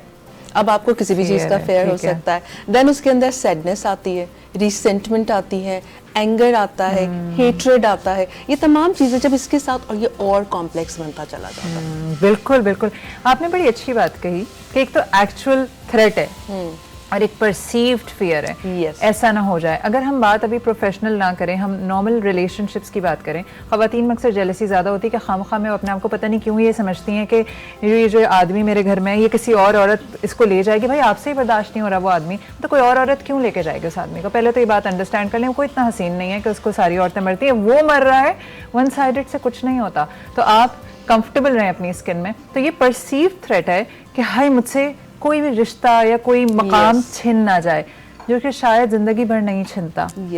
तो ये मुझे बाकी इस वक्त जो है बड़ा अच्छा टेक अवे कि एक्चुअल थ्रेट एंड परसीव्ड। आप मुझे बताइए, since you been working for many years, तो आपने ये जो प्रोफेशनल, वैसे जेलसी भी सही होगी या कभी कभी जेलसी फील हुई होगी, लेकिन क्या प्रोफेशनल जेलसी एक्सपीरियंस की है? बहुत दफ़ा, लाइक बहुत कॉमन चीज़ होती है और कहने को बहुत छोटी छोटी चीज़ों के ऊपर होती है, मगर होती है। और ऐसा नहीं है कि सिर्फ औरतों में होती है, अक्सर मर्दों में भी होती है। और वो उसको एड्रेस भी ठीक तरीके से नहीं कर पा रहे होते हैं, बिकॉज उनको ये होता है कि हम तो बहुत मैनली हैं, हम तो जो है वो अपने इमोशंस में बड़ा कंट्रोल्ड हैं। और वो भी अक्सर जो है वो कभी कभार इमोशनली जो है वो थोड़ा सा जेलस हो जाते हैं, वो थोड़ा सा जो है वो बायस्ड हो जाते हैं। बट मैंने यस बिल्कुल बहुत दफ़ा जो है वो एक्सपीरियंस की है। कभी कभार आप खुद भी हो जाते हैं, कभी कभार दूसरे आपसे हो रहे होते हैं और आपको समझ भी नहीं आ रहा होता कि आखिर क्यों, मैंने तो ऐसा कुछ किया भी नहीं है, मुझसे क्यों हो रहा है। Because it's not you, it's them ना, वो इनसिक्योर हो रहा है। Exactly, लेकिन हमें तो अपना वो होता है ना, हम तो अपना बेस्ट दे रहे हैं, हम तो परफॉर्म भी अच्छा कर रहे हैं, हमसे क्यों जेलस हो रहे हो, हम तो आपको तंग भी नहीं कर रहे, हम तो अपना काम कर रहे हैं। बट देन अगेन आपको जब फील होता है कि आप उन मतलब वो आपसे जेलस हो रहे हैं या देयर इज सम ड्रिफ्ट और कोई कॉन्फ्लिक्ट है, तो आपको उनसे एड्रेस करना पड़ता है, आपको उनसे जाके बात करनी पड़ती है कि भाई क्या मसला है। अगर कोई बात बुरी लगी है या आपके दिल में मतलब कोई कुछ होता है कि कभी कभार हमारी कोई बात बुरी लग गई है या कोई मिसअंडरस्टैंडिंग हो गई है, आई थिंक जितना जल्दी आप उस चीज़ को एड्रेस कर लेते हैं उतना ही जल्दी वो चीज़ें रिजॉल्व हो जाती हैं। बट अगर लगता है कि एड्रेस करने से रिजॉल्व होती है, लगता है आपने कभी कोई पर्सनल कोई ऐसा एक्सपीरियंस है इसमें आपने एड्रेस किया और रिजॉल्व हुआ? बिल्कुल, मेरी डिपार्टमेंट हेड, नाम ले बगैर बताइएगा ऑफ कोर्स, और ये भी नहीं बताइएगा कहाँ के डिपार्टमेंट हेड थी। ऑफ कोर्स, अच्छा मेरी डिपार्टमेंट हेड थी, ठीक है, और वो काफ़ी पुरानी जो है वो उस कंपनी में थी और वो बहुत अच्छा माशाल्लाह से काम कर रही थी, उनका पूरा होल्ड था। एंड देन आई केम और फिर उनको हुआ कि मेरी जो चीज़ें सारी मतलब इधर उधर हैपहैज़र्ड और सारा वो फैला हुआ था, वो सारा उसने तो संभाल लिया। तो अब मतलब मैं जाके कैसे सबको ये बोलूँ कि अब मेरे पास काम इतना नहीं है, मेरे ऊपर वर्कलोड उतना नहीं है, चीज़ें जो है वो सिस्टमेटिकली पूरा फंक्शन हो रही हैं। तो वो चीज़ उनको एक फियर आ गया था कि भाई अब तो मेरी जगह चली जाएगी, बिकॉज अब चीज़ें सिस्टमेटिक हो गई हैं जो मैं परसीव्ड फियर। एग्जैक्टली तो वो उनसे एड्रेस करना पड़ा था बैठ के। But then again I would say कि आपके जो सीनियर्स होते हैं, जो सीनियर मैनेजमेंट होती है, उसका इसमें बहुत बड़ा रोल होता है। आप शायद अकेले कुछ नहीं समझ पाते या नहीं कर पाते, बट जिस एंगल से वो देख रहे होते हैं वो बहुत डिफरेंट होता है। आपका खुद का समझना भी जरूरी है और आपके जो सीनियर्स हैं उनका समझना भी जरूरी है। सो जो सीनियर्स हैं उनका भी बहुत लेकिन well वो equipped लकी होना कि उनको जरूरी है। समझ आ गई। यस, और उनका ये काम होता है कि वो आपको बैठाएं और आप लोगों के बीच का कॉन्फ्लिक्ट रिजॉल्व करवाएं। अच्छा, मुझे कभी कभी ऐसा लगता है कि सना मैं आपकी तरफ आऊँगी, जब हम एड्रेस करते हैं तो वो इंसान डिनाइल में होता है और वो आउटराइट कहता है नहीं ऐसी तो कोई बात नहीं है, यू थिंक कि ऐसी कोई बात है। तो हम शायद अपने आप से भी इस बात को हमें एक्सेप्ट नहीं करना चाहते कि क्या मैं इतना कोई पेटी हूँ कि मैं जेलस हो रहा हूँ। अच्छा, ये जो है कि ये बहुओं के साथ भी होता है, जैसे एक सास होती है, उन्होंने ज़िंदगी भर वो घर चलाया होता है, जैसी कोई नई बहू आती है तो दे फील थ्रेटन्ड कि मेरी स्पेस जा रही है। ये जो थ्रेटन्ड वाली फीलिंग है या ये अपनी अथॉरिटीज़ जाती हुई अगर आप देखते हैं तो ये क्या नेचुरल जज्बा है? ऑब्वियसली देखें, ये चीज़ हमें लगता है कि हमारे पास से वो चीज़ हट जाएगी, ठीक है, हम अपना कंट्रोल खो देंगे। हम कंट्रोल चाहते हैं ना किसी भी चीज़ के ऊपर, हर चीज़ के ऊपर पावर चाहते हैं। तो जब आपको लगेगा कि आपकी पावर ख़त्म हो जाएगी और कोई और उसकी जगह आ जाएगा जिसको आप समझते ही नहीं कि वो इस काबिल है, या फिर वो उस काबिल है और आप उस काबिल नहीं है, आप एक्सेप्ट नहीं करते कि आप उस काबिल नहीं है, तो यहाँ पर जंग यही तो चलती है कंपैरिजन की, कि हम जो है फिर अपने हमारी सेल्फ स्टीम जो है वो लो होना शुरू हो जाती है, हमारा कॉन्फिडेंस लो होना शुरू हो जाता है, फिर हम उल्टी सीधी टैक्टिक्स यूज़ करते हैं उनको जो है नीचा दिखाने के लिए। तो ये तमाम चीज़ें फिर क्या, ये और बढ़ता जाता है, चलता जाता है और इस तरीके से ये साइकिल जो है आपको ना सिर्फ आपको ख़राब करता है, आपकी हेल्थ को, जबकि जो जेलसी का शिकार हो रहा होता है वो भी उसको जो है ना, उसकी भी लाइफ जो है वो मिजरेबल हो जाती है। सही बात है। तो सना कैसे आइडेंटिफाई करें कि किया जाए, जैसे अगर मैं हूँ और मुझे ऐसा महसूस हो रहा है कि somebody is trying to take my place। अच्छा, सारी टेकिंग प्लेस की ही जंग है, चाहे वो महबूब और महबूबा के चक्कर में हो, चाहे वो प्रोफेशनली हो कि डिपार्टमेंट हेड जैसे इन्होंने जिक्र किया, चाहे वो सास बहू का मामला हो, सारी ये फियर है कि मेरी जगह कोई ना ले ले। तो क्या सिम्टम्स हैं कि इंसान अपने गिरबान में झाके और ये एहसास करे कि ये चीज़ें मेरे अंदर होनी नहीं चाहिए? वो कौन से सिम्टम्स हैं? बिल्कुल, अभी मैं आपको जो बताऊंगी सिम्टम्स आप दोनों लिख सकते हैं। जो विक्टिम है वो भी उसको आइडेंटिफाई कर सकता है और जो ये कर रहा है, जो जेलसी जो है वो किसी और के साथ फील कर रहा है, वो दोनों उस चीज़ को अंडरस्टैंड कर सकते थे क्या है। सबसे पहला साइन तो यह है कि जो आपसे जेलस हो रहा होता है उसके अंदर जो है ना आपको ये चीज़ नज़र आएगी कि आपका कोई भी काम होगा ना, उसके या आपके साथ कुछ भी अच्छा हो रहा होगा ना, वो उसमें से कोई ना कोई फ्लॉ ढूंढ के लेके आएंगे। ठीक है, लाइक फॉर एग्जांपल अगर किसी की प्रमोशन हो रही है, ठीक है, या किसी को वर्क प्लेस पे बहुत ज़्यादा अप्रिसिएशन मिल रही है, तो वो उस पर क्या करेंगे, हाँ ठीक है अच्छा तो काम है, मगर इसके बाद रिस्पॉन्सिबिलिटीज़ बहुत ज़्यादा आएंगी, पता नहीं ये मैनेज कर भी सकें या ना कर सकें। आपने वहाँ पर उसको कॉन्ग्रेचुलेट करना था, लेकिन जो जेलस लोग होंगे आपसे, वो आपके अंदर कोई ना कोई काम के अंदर कोई ऐसी चीज़ लेके आएंगे जो आउट ऑफ द वे जाके होगी, आपको जो है थोड़ा सा डाउन फील करवाएगी। तो ये try to bring you down. Yes, they try to bring you down. So ये आप भी अंडरस्टैंड कर सकते हैं जो विक्टिम बन रहा होता है, और जो खुद ये कर रहा है वो भी करे कि यार मैं बिला वजह क्यों फ्लॉ को निकाल रहा ऐसा तो नहीं कि मैं लोगों में जो कीड़े पहले ढूंढ रहा हूँ। ठीक है, देन उसके बाद जो दूसरा आपको जो नजर आएगा, वो अपने आप को खुद ही वो आइसोलेट करते हैं, उस इंसान को फेस नहीं करना चाहते हैं जिससे वो जेलस हो रहे होते हैं, उसकी शक्ल नहीं देखना चाहते, उसका आमना सामना नहीं करना चाहते, ठीक है उसको, लेकिन उससे ज्यादातर सोशल कॉन्टेक्ट अवॉइड करते हैं। जितनी भी मीटिंग्स होंगी, अगर कोई ग्रुप वर्क के अंदर आपको काम मिला होगा ना, उस बंदे को इनवाइट नहीं करेंगे, उसको ईमेल के अंदर नहीं शामिल करेंगे, उसको लूप के अंदर नहीं रखेंगे, इंक्लूड नहीं करेंगे। ठीक है ना, इस पे मुझे ज़हन में आ रहा है बहुत सारी खवातीन, अब माजरत के साथ तमाम सासों के साथ से अक्सर मुझे खवातीन कह रही होती हैं कि फैमिली मीटिंग्स में या गुफ्तगू में या डिस्कशंस में मुझे इंक्लूड नहीं किया जाता, अलग ही रखा जाता है। तो ये इतना मैं जगह रिलेट कर पा रही हूँ। ठीक है, ये वाली चीज़ आपको नज़र आएगी क्योंकि वो आपसे इनसिक्योर है, आपसे जेलस हैं, तो वो चाहेंगे कि भाई आपसे ज़्यादा से ज़्यादा कॉन्टैक्ट को अवॉइड करें। ठीक है, देन फिर अगर आपसे कॉन्टैक्ट हो ही जाता है सो वहाँ पर उनके जो नॉन वर्बल कम्युनिकेशन होगी और जो बॉडी जेस्चर होंगे ना, वो आपको चीख के बताएंगे कि कैसे कि वो आप उनको बहुत नापसंद है। अब कैसे उनके जेस्चर होंगे, ठीक है, उनके आर्म्स जो है ना बिल्कुल आपके सामने जो है ना वो क्रॉस्ड होंगे, ठीक है, और उनका जो है ना उनकी आंखों में जो है ना आपके लिए अजीब किस्म की हकारत और नफरत होगी, ठीक है, और फिर इसके साथ उनकी बॉडी जो उनकी टोन होगी वो आइसी टोन होगी, ठीक है, और उनका जो पोस्चर होगा पीछे की तरफ जो है लीनिंग बैक, इस तरह से जो है वो चीज़ पे आपको साफ पता चलेगा कि आपसे जो है वो उनको चीज़ पे नहीं है। या फिर अगर आपसे सामना हो रहा है तो आप कोई बात कह रहे हैं ना, उसमें कोई ना कोई इख्तलाफ का पहलू ज़रूर लेकर आना है, ढूंढ के लाना है कि भाई इस इंसान को किसी ना किसी तरीके से जो है वो चीज़ पे किया जाए। देन फर्दर जो है वो कॉन्फ्लिक्टिंग सिचुएशन सिनेरियो क्रिएट करने के अलावा वो आपके साथ क्या करते हैं कि वो आपकी कोई भी चीज़ अच्छी, अगर आपने अकेले में उनसे कोई बात की है या कोई आपने आइडिया शेयर किया है, वो बाद में जाके अपने नाम से जो है वो आपका क्रेडिट स्टील कर लेंगे और अपने नाम से बता देंगे कि जी ये तो मेरा वो चीज़ पे है आइडिया है या मैंने ये चीज़ पे दिया है। सो इस तरीके से ये कुछ कॉमन साइंस है जिसके थ्रू आप अंडरस्टैंड कर सकते हो कि या तो मेरे अंदर है तो मैं जेलस हो रहा हूँ, यस, और अगर आगे वाले के अंदर है तो वो मुझसे जेलस, वो आपसे जेलस हो रहा है, ठीक है। तो ये बहुत ही बड़े बड़े कॉमन साइंस, इसके अलावा और चीज़ें भी होती हैं और साइंस भी होते हैं कि जो आपको पता चल रहे होते हैं, लेकिन ये कॉमन है कि जो आपकी खुशी पे खुश नहीं हो रहा है, ठीक है, वो आपके लिए हमेशा हेट्रेट को या फिर आपके खिलाफ बातें करते रहेंगे, हमेशा लॉबिंग क्रिएट करते रहेंगे, 2-3 लोगों को मिला लेंगे, 2-3 ये सबसे बड़ा साइन होता है कि आपके खिलाफ या आपकी कोई भी अचीवमेंट, इतनी तो कोई बड़ी बात नहीं है, इतना कौन सा उसने कमाल कर दिया, बहुत ही बिला वजह चल रही है, बिला वजह, यस, इस तरह की चीजें आपके बारे में कमेंट्स करते रहेंगे, तो ये उनकी अंदर की इनसिक्योरिटी बता रही होती है कि आपके अंदर कुछ कमी है। कभी कभी वो इतने ओपन हो जाते हैं, ऐसे बहुत खुल के बोलते हैं जहर लगती है मुझे है ना, यस। अच्छा, ये मर्दों में भी बड़ा कॉमन है। मैं आपकी तरफ आती हूँ, आपने जैसे बहुत सालों से आप काम कर रही हैं, आपको ऐसा नहीं लगता समरा कि सबसे पहले इसमें ज़रूरी है कि इंसान अपने आप को जाने? जब आपको अपनी रियलिटी पता होगी तो आप, if you are the pineapple you would never compare yourself from apples और मैंगोज, है ना? आपका अपना सेल्फ स्टीम और मोरल इतना हाई होना चाहिए कि छोटी मोटी चीज़ें या ऐसे लोग अगर आपसे आके कुछ भी कहते हैं तो आप अचानक से जो है वो हर्ट ना हो जाए, आप सेल्फ डाउट में ना चले जाएं कि भाई अगर इसने ऐसा बोला तो वाकई मैं मतलब बहुत मोटी तो नहीं हो गई, या मैं बहुत जो है वो मेरा काम बुरा तो नहीं था, मेरी प्रेजेंटेशन बुरी तो नहीं थी, या कुछ भी। सो आपको अपना मोरल बहुत हाई रखना पड़ता है, प्लस आपको अपना अंडरस्टैंड करना पड़ता है कि मैं इमोशनली कहीं इतनी वीक तो नहीं हूँ कि छोटी छोटी बातों से डिस्टर्ब हो रही हूँ या हो रहा हूँ। तो अपने आप को जितना आप स्ट्रांग रखेंगे, अपने आप को अंडरस्टैंड करेंगे, अपने इमोशंस को समझेंगे, उतना आपके लिए आसान होगा।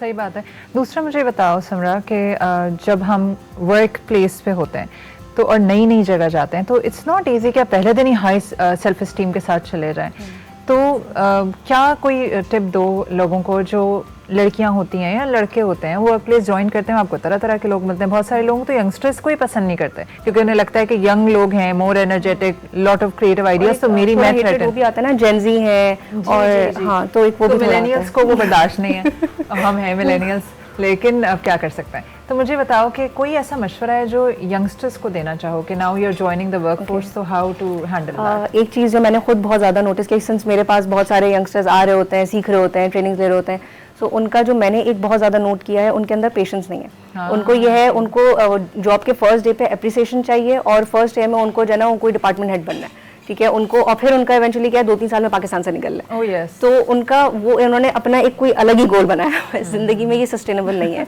अगर आपने गोल बनाना है, सबसे पहले आप उसको एक लॉन्ग टर्म अप्रोच अपनी एक ऐसी रखो जो सस्टेनेबल हो। अगर आप 1 साल में अपना जो है वो वहाँ पे सस्टेन करने का या अपना एप्रिसिएशन बिल्ड करने का वो अपना एक गोल रख रहे हैं, समझ में आता है। बट देन अगर आप ये सोच रहे हैं 1 साल में आप जो है वो किसी टॉप लेवल पोजीशन पे होंगे, तो ऐसा नहीं होता। उनको ये सबसे पहले समझना ज़रूरी है। बट देन जगह जाने में, वहाँ काम समझने में, उस काम को करने का आदी होने में, और एक चीज़ और कि आपको हर रोज़ कुछ नया सीखने को नहीं मिल रहा होता।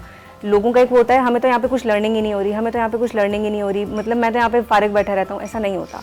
वो एक्सपीरियंस ही आपकी इटसेल्फ एक इतनी बड़ी लर्निंग होती है जो आप नहीं समझ रहे होते। बात यह है कि हमें बहुत रियलिस्टिक अप्रोच रखनी चाहिए, और एक्सपेक्टेशन जितनी रियलिस्टिक होगी उतना ही डिसअपॉइंटमेंट कम होगी। अच्छा, मेरा ख्याल है हम इस पर एक छोटा सा ब्रेक लेते हैं, और ब्रेक के बाद हम, क्योंकि 2-3 और बड़े इंटरेस्टिंग सवाल आते हैं जेलसी के ही ऊपर और प्रोफेशनल जेलसी के ऊपर, तो मैं एक छोटा सा ब्रेक ले रही हूँ। आप जो हैं वो हम पता है हम सबको लगता है कि हम कोई बहुत ही कमाल इंसान है, मैं तो जेलस भी नहीं होता, मैं तो इनसिक्योर नहीं होता, फिर अचानक से कुछ हो जाता है, या तो बहू आ जाती है घर में, या कोई सबऑर्डिनेट नया आ जाता है, या कोई बड़ा एनर्जेटिक लड़का बाहर से कहीं से पढ़ के आता है और आप अंदर से जेलस होने शुरू हो जाते हैं। तो जानिए कि आपकी जगह कोई ले नहीं सकता, और अगर कोई ले रहा है तो आपकी जगह कभी थी ही नहीं वो। हम मिल रहे हैं एक छोटे से ब्रेक के बाद, इसी गुफ्तगू को यहीं से कंटिन्यू करेंगे, आपने कहीं नहीं जाना है।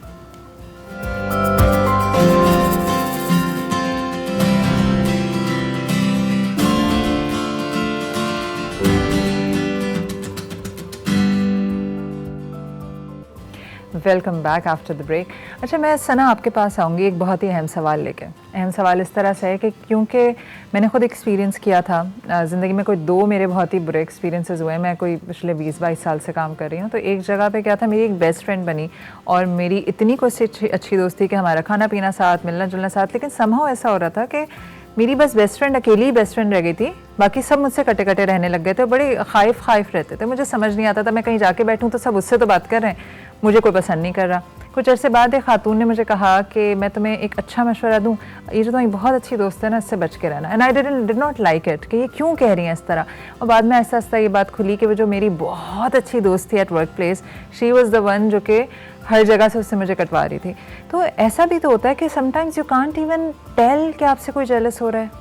Yes, very good question Mavish, ये वाली चीज़ पे लेकिन आपको नहीं भी पता चल रहा होता, लेकिन रेड फ्लैग्स नज़र आ रहे होते हैं, लेकिन हम उसको इग्नोर किए जा रहे होते हैं, आंखें बंद करके बैठे हुए होते हैं, और क्योंकि हम उस वक्त जो है ना ओवरवेलमिंग होते हैं। अच्छा, एक मिनट सना, वाइब भी तो आ रही होती है ना? रेड फ्लैग के अलावा कुछ वाइब आ रही होती है कि समथिंग इज नॉट राइट, लेकिन हम उस वक्त इस तरह से होते हैं, नहीं ऐसा हो, हम डिनाइल में चले जाते हैं, हम लोग हैंग आउट कर रहे हैं। यस, ये तो मुझसे इतनी मोहब्बत करती है, तो मुझसे इतने अच्छे से बात करती है, ये तो मुझे हर इतना अच्छा मशवरा देती है, तमाम चीज़ों पे करती है, लेकिन वो रेड फ्लैग्स आपको नहीं नजर आए। उस खातून ने आपको बताया कि आप कटते जा रहे थे और लोग, आप अकेले होते जा रहे थे, वही आपकी सिर्फ फ्रेंड थी, यानी उसने आपको अपने सोशल सर्कल से अलग कर दिया था।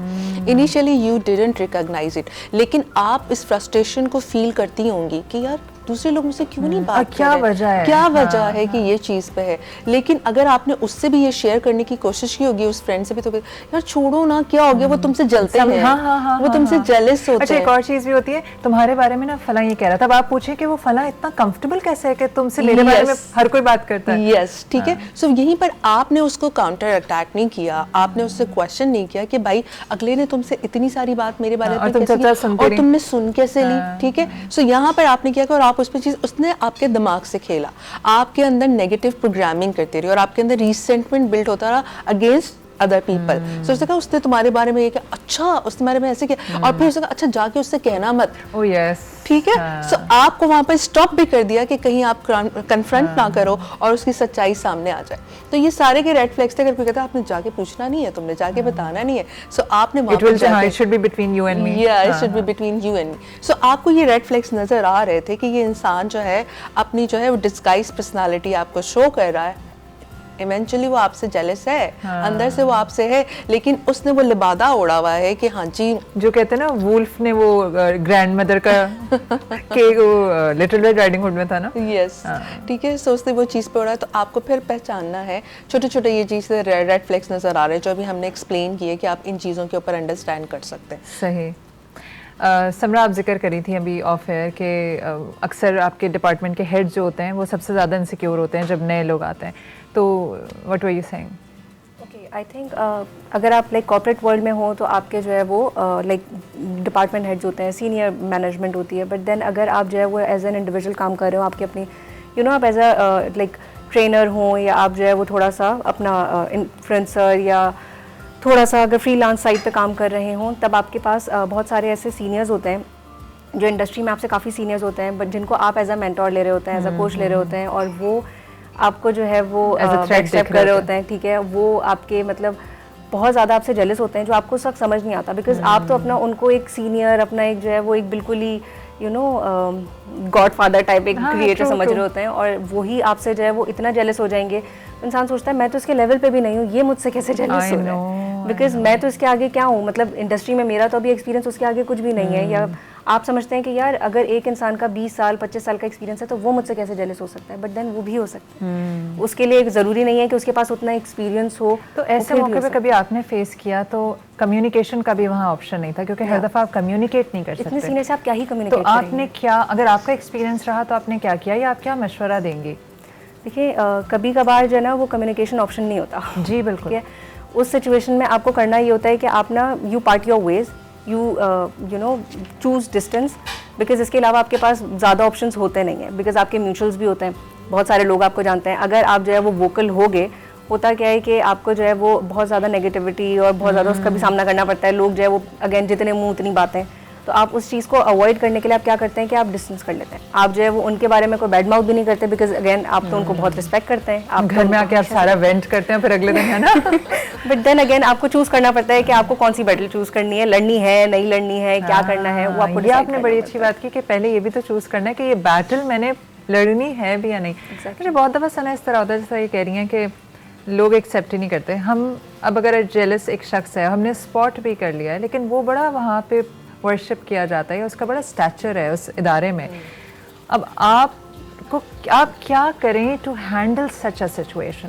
ओके, सबसे पहले तो जैसे समरा ने बात की थी कि वो इतने सीनियर लेवल पे होते थे, उस पर चीज़ पे एक्सपीरियंस होते, क्यों होते हैं वो, क्यों आपसे जेलस हो रहे होते हैं? वो इसलिए जेलस हो रहे होते हैं कि आप उनके लिए पोटेंशियल थ्रेट होते हैं। ठीक है ना? सो चाहे वो कॉन्शियस लेवल पे हो या अनकॉन्शियस लेवल पे वो महसूस कर रहे हो। एट टाइम्स डायरेक्ट ऐसा नहीं होता कि इंसान कॉन्शियस लेवल पे कर रहा हो, बहुत दफ़ा कॉन्शियस लेवल पे हो रहा होता है, लेकिन अनकॉन्शियस लेवल पे भी हो रहा होता है, अगले को भी नहीं पता हो रहा होता है कि वो आपको पोटेंशियल थ्रेट समझ रहा है। ठीक है, वो उसकी वजह से कर रहा है। अब यहाँ पे करना क्या चाहिए आपको कि जिस तरीके से जैसे समरा ने अभी बात की कि को कौन सी बैटल जो है वो चूज़ करनी है। सो यहाँ पर ये देखना है कि आपको क्या करना है। अब आपने सबसे पहली बड़ी जो अहम कोपिंग स्ट्रैटेजी होती है, आपने ये आइडेंटिफाई कर लिया कि आपने कौन से communication is not the option, आप उस पर बात नहीं कर सकते। आपने क्या करना है, अपनी स्किल को इम्प्रूव करते जाना है, आपने ग्रो करते जाना है, और जो जेलेसी है ना उसको आपने एज अ मोटिवेटिंग फैक्टर के अंदर कन्वर्ट करना है। ठीक है, हम क्या करते हैं, जेलस होकर जो हमसे जेलस हो रहा होता है, हम समझ रहे होते हैं हाय अल्लाह मेरे साथ ही हो गया, वो तो मुझसे हर वक्त जेलस होता रहता है, ये मुझसे ये करता रहता है, ये मुझसे वो करता रहता है। जो उसका मकसद था आपको नीचे लाने का, आप उसको उल्टा हेल्प कर रहे हैं और उसको हेल्प करो। यही वाली बात अगेन एंड अगेन अपने दिमाग में बैठा के सोच के आप उल्टा उसके मिशन को आगे बढ़ा रहे हो, उसको हेल्प आउट कर रहे हो। सो आपने यहाँ पर क्या करना है, इस वाले जो पैटर्न को ब्रेक करना है, उस जेलसी वाली चीज़ को जो अगला आपसे फील कर रहा है, उस पैटर्न को ब्रेक करते हुए उसको एज अ मोटिवेटिंग फैक्टर में कन्वर्ट करना। अब वो कैसे कर सकते हैं आप, जिस स्किल के अंदर आपकी मास्टरी है, जिस स्किल के अंदर आप अच्छे हैं, जिसके हवाले से वो आपसे थ्रेट फील कर रहा है, आपने उसको फर्दर आपने पॉलिश करना है, आपने फर्दर उसको इंक्रीज करना है। सिर्फ इंक्रीज नहीं करना, इसके अलावा आपने उससे रेलेवेंट और लोगों के साथ कनेक्शन भी बनाने हैं, उनके साथ इंटरेक्ट करना है, उनके साथ डिफरेंट और मजीद लर्निंग को करना, इम्प्रूव करना है, डिफरेंट पार्टनरशिप्स करनी है, डिफरेंट वेंचर्स उसमें चीज़ के अंदर आप कर सकते हो। सो आपने अपना सर्कल जो किया बड़ा कर लिया, आपके पास एक और सपोर्ट सिस्टम, आपका नेटवर्क बड़ा हो गया। एंड देन उसके साथ साथ आपने क्या करना है, अपनी स्ट्रेंथ्स पे फोकस करना है, ग्रैटिट्यूड पे करना है, जो आपकी स्किल जो आपके अंदर है उसको मज़ीद उसके हवाले से कहना है कि I am so blessed, I am so grateful. And उसके अलावा आपने एक और चीज़ करनी है कि आप इसमें दूसरों को हेल्प करते जाएँ। जो स्किल आपको अच्छी लग रही है, आपको लगता है कि आप अच्छा सिखा सकते हैं और आपके अंदर है जो टैलेंट है, आप अगर किसी और को देखते हैं कि वो प्रॉब्लमेटिक सिचुएशन के अंदर है, वो आगे नहीं बढ़ पा रहा है, तो आपने उसको जो है हेल्प आउट करना है। इससे क्या होगा, जब हम किसी को देते हैं, देने वाले बनते हैं, तो इससे हमारी वेलबींग और सैनिटी इम्प्रूव होती है। जो हमारा फोकस है ना कि कोई हमसे जेलस हो रहा है, सो वो वाला हट के हमारे होता है कि हम कॉन्ट्रीब्यूट कर रहे हैं। और इस तरीके से जब आप अपने वर्क के अंदर मीनिंग आइडेंटिफाई करते हैं, पर्पस आइडेंटिफाई करते हैं, तो फिर आपको इससे कोई फ़र्क नहीं पड़ता कि कोई आपसे जेलस हो रहा है, क्या कर रहा है। वो जेलस होने वाला इंसान भी ना, वो खुद ही जब आपके अगेंस्ट प्लॉटिंग करता है, जो भी कुछ करता है, वो खुद ही डाउन हो जाता है, वो खुद ही दूसरों के सामने गंदा हो जाता है, बिकॉज ना आप जो है उसके हवाले से बैड माउथिंग करें, ना आप उसको नीचे करने की कोशिश करें, आप तो सिर्फ अपने आप पे काम करें। और ना सिर्फ अपने आप पे काम करें, अपने इर्द गिर्द आप उन लोगों के ऊपर भी काम करें जिनको ज़रूरत है कि आप उनकी ज़िंदगी में कंट्रीब्यूट करें। तो हमेशा अपनी ज़िंदगी के अंदर, अपने काम के अंदर जब भी मीनिंग को आइडेंटिफाई करेंगे, पर्पस को आइडेंटिफाई करेंगे, तो ये तमाम चीज़ें जो है वो आपको कोई नुकसान नहीं कर सकती हैं। दूसरा, अगर जो इंसान जेलस हो रहा है वो क्या कर सकता है कि पहले तो एक्नॉलेज करे कि वाकई वो जेलस हो रहा है। हम एक्नॉलेज नहीं करते ना, डिनाइल के अंदर चले जाते हैं। सो वो क्या कर सकता है कि सबसे पहले एक्सेप्ट करे कि यार मेरे अंदर वाकई कुछ ना कुछ ऐसी चीज़ है, इस तरह का इमोशन फील हो रहा है। अब सबसे पहले उसने क्या करना है, अपने आप से वाई पूछना है कि why I'm feeling jealous? लेकिन इस वाई को 5 दफ़ा पूछना है। ठीक है, अब 5 दफ़ा पूछने का पर्पस क्या है? लाइक फॉर एग्जाम्पल, अगर किसी की वर्क प्लेस के ऊपर प्रमोशन हो गई है, ठीक है, और आपके अंदर जेलसी डेवलप होगी कि मुझे नहीं मिला, उसको क्यों मिल गई। सो अब यहाँ पर आप उस सवाल को अपने आप से जो है ना डिफरेंट टाइम पूछें, वाई उसको क्यों नहीं मिलनी चाहिए थी। ठीक है, उसको क्यों नहीं मिलनी चाहिए, उसको क्यों नहीं मुझे मिलनी ऐसे चाहिए? क्या सुखाब के पर हैं कि मुझे को मिलनी चाहिए, मुझे क्यों मिलनी चाहिए थी। ठीक है, आपने वाई उसको क्यों नहीं मिलनी चाहिए थी या उसको क्यों मिली, आपको क्यों मिलनी चाहिए थी। ठीक है, आपके अंदर ऐसी क्या बात है, क्यों आपने ऐसा सोचा। ठीक है, इस तरीके से आपने मजीद जो है 5 एक ना इस तरीके से वाई उसका काउंटर आपने उसको जो है ना सवाल करते जाना इस तरीके से 5। एंड टाइम पे जब आप 5 वो कर लोगे तो उसके बाद आपको पता चलेगा there was some kind of a fear, there was some kind of a threat. इसका मतलब है कि आप उस प्रोफेशनल लेडर के अंदर आगे बढ़ना चाहते थे और आपके अंदर ये फेयर है कि मैं तो पीछे रह जाऊंगा, या मुझे तो जो है कोई पूछेगा नहीं आगे, या मेरी कमी मतलब मेरी जो है इस तरह से हो जाएगा कि मेरी कमी किसी को महसूस ही नहीं होगी, मेरी कमी पूरी हो जाएगी। और इस चीज़ पे आपको ये अंदर से थ्रेट है, फेयर है। सो जब आपको ये पता चल जाए कि आपके अंदर कोई फेयर है तो अब आपने उस फेयर को ओवरकम करने के लिए काम करना है। लेकिन हम क्या करते हैं, एफर्ट ही नहीं करते, सोचते ही नहीं है, हमेशा अपने दिमाग के अंदर नेगेटिव सेल्फ टॉक करते रहते हैं। और जिसकी वजह से क्या होता है, वो जो जेलसी का इमोशन है ना और बढ़ता जाता है और अकम्पेइंग इमोशन उसके साथ मजीद एग्रीवेट होते जाते हैं, बढ़ते जाते हैं, जिसके अंदर आप एग्रेसिव हो जाते हो। जेलसी के साथ पेन आता है ना, पेन अटैच्ड है। और फिर आप नहीं, वो पेन जब आप खुद भी फील कर रहे होते हो फिर वो दूसरों के ऊपर भी तो उंडेल रहे होते हो, और उसकी वजह से फिर वो अगला इंसान आपके लिए थ्रेट नहीं होता है, आपने खुद अपनी जगह जो है वो खराब की होती है आपकी अपनी हरकतों की वजह से। बिल्कुल, हम इस पर आएंगे कि फिर कोपिंग के लिए मतलब क्या चीज़ें अपने अंदर चेंज लाएं। मैं समरा के पास आ रही हूँ, उससे पहले मेरे जहन में वो हदीस आई कि वो कहते हैं हसद इंसान को ऐसे खा जाता है जैसे लकड़ी को दीमक या लकड़ी को आग लकड़ी को जिस तरह खा जाती है। और ये रियलिटी है, क्योंकि जब आप बहुत जेलस होते हैं तो साथ में आपको जो तकलीफ महसूस होती है उससे आप ही की नींदें ख़राब हो रही हैं, आपका वो जो परसीव थ्रेट है वो आपको एक्चुअल थ्रेट लगने लगता है। और एंड में क्या होता है कुछ नहीं, आप या तो बीमार पड़ जाते हैं या मतलब जहनी मरीज़ बन रहे होते हैं। अच्छा समरा, कोई ऐसी प्रैक्टिकल टिप जो कि आपने खुद अपने अंदर, ज़ाहिर है हम भी तो, हमारा भी तो एक लर्निंग होती है ना, हम जैसे मैं जो अपना वाक़या सुना रही हूँ, उस वक्त I was in my 20s, वो early 20s, it was probably the second job that I took, जहाँ पे मेरी एक बेस्ट फ्रेंड बनी और इतनी बेस्ट हो गई और बाद में पता चला कि वो सबको सबसे कटाया। तो I was in my early 20s। वहाँ पे एज फैक्टर भी आपका था कि आप बंदा जब छोटा होता है वो इतना ज़्यादा, और फिर नई जॉब होती है उसमें उसको समझ नहीं आती है। हाँ। और आज इतने साल के बाद मुझे एक तो now I can identify, vibe भी मैं कैच कर लेती हूँ, लेकिन आपने भी कोई ना कोई आपकी ओवर दीज ईयर्स कोई लर्निंग रही होगी। What has worked for you the most? जैसे आपका अब जब लोगों के साथ आप डील करती हैं तो आपने अपनी ज़िंदगी में कौन सी ऐसी चीज़ें जो सीखी हैं और अब आप अप्लाई करती हैं? अच्छा, जैसे आपने बोला ना कि आपने अर्ली 20s में जो है वो अपना ये चीज़ एक्सपीरियंस की थी, मैं भी ये बोलूँगी कि I started working in my early 20s, ठीक है। और पिछले 10 साल के एक्सपीरियंस में मैंने ये सीखा है कि वर्क रिलेशंस जो हैं उनको थोड़ा डिस्टेंस रखना चाहिए। ये हमारी गलती होती है कि हम ऑफिस जाते हैं, नए फ्रेंड्स बनाते हैं और हमें लगता है कि पहले महीने में ही उनको अपने पर्सनल सारे आप जो है ना वो चीज़ें बता दें, उठा के अपनी सारी वल्नरेबिलिटी वहाँ शो कर एग्जैक्टली आपके भले वो पर्सनल रिलेशंस हों, आपकी फैमिली के मतलब डिस्प्यूट्स हों, आपकी चीज़ें हों, नहीं बतानी। अब्बा ऐसे हैं तो भाई ऐसा है, तो बिकॉज आपकी नीयत अच्छी है का मतलब ये नहीं है कि सामने वाला भी अच्छा होगा। और वो अगर आपसे कुछ चीज़ें पूछ रहा है इसका मतलब ये नहीं है कि वो उनको अपने तक रखेगा या वो उसमें मिर्च मसाला लगा के आगे नहीं बढ़ाएगा। आप खुद दे रहे हैं तो पहली चीज़ तो हो गई अपने घर के बारे में ज़्यादा ओवर शेयर ना करें। एग्जैक्टली अपनी पर्सनल लाइफ ओवर शेयर ना करें, ठीक है। आप अपना वर्क लाइफ और अपना पर्सनल लाइफ बैलेंस रखना आप सीखें, ठीक है।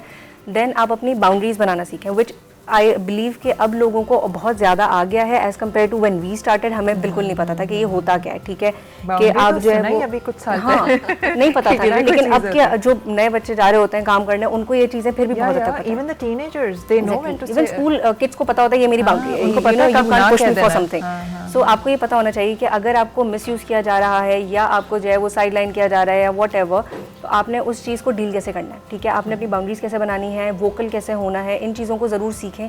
बिकॉज जब तक आप एड्रेस करना नहीं सीखेंगे आपको नहीं आएगा। लोगों का क्या होता है कि वो ना डर जाते हैं और वो बोलते हैं छोड़ो हम इसको वो नहीं करते, मतलब बात बढ़ जाएगी, वो उस अपने फियर के अंदर ही इतना रह जाते हैं कि वो उससे आगे नहीं निकलते। तो वो निकलना बहुत ज़रूरी है। तो बहुत ज़रूरी चीज़ कि ओवर शेयर ना करें, पर्सनल लाइफ को पर्सनल लाइफ रखें। और मैं एक बात कहती हूँ जो कि कड़वी सी बात है, ये कोई वर्क जो है ना फैमिली नहीं होती, क्योंकि जैसे ही आप कोई गड़बड़ करेंगे तो फैमिली आग करने में देर नहीं लगाएगी आपको।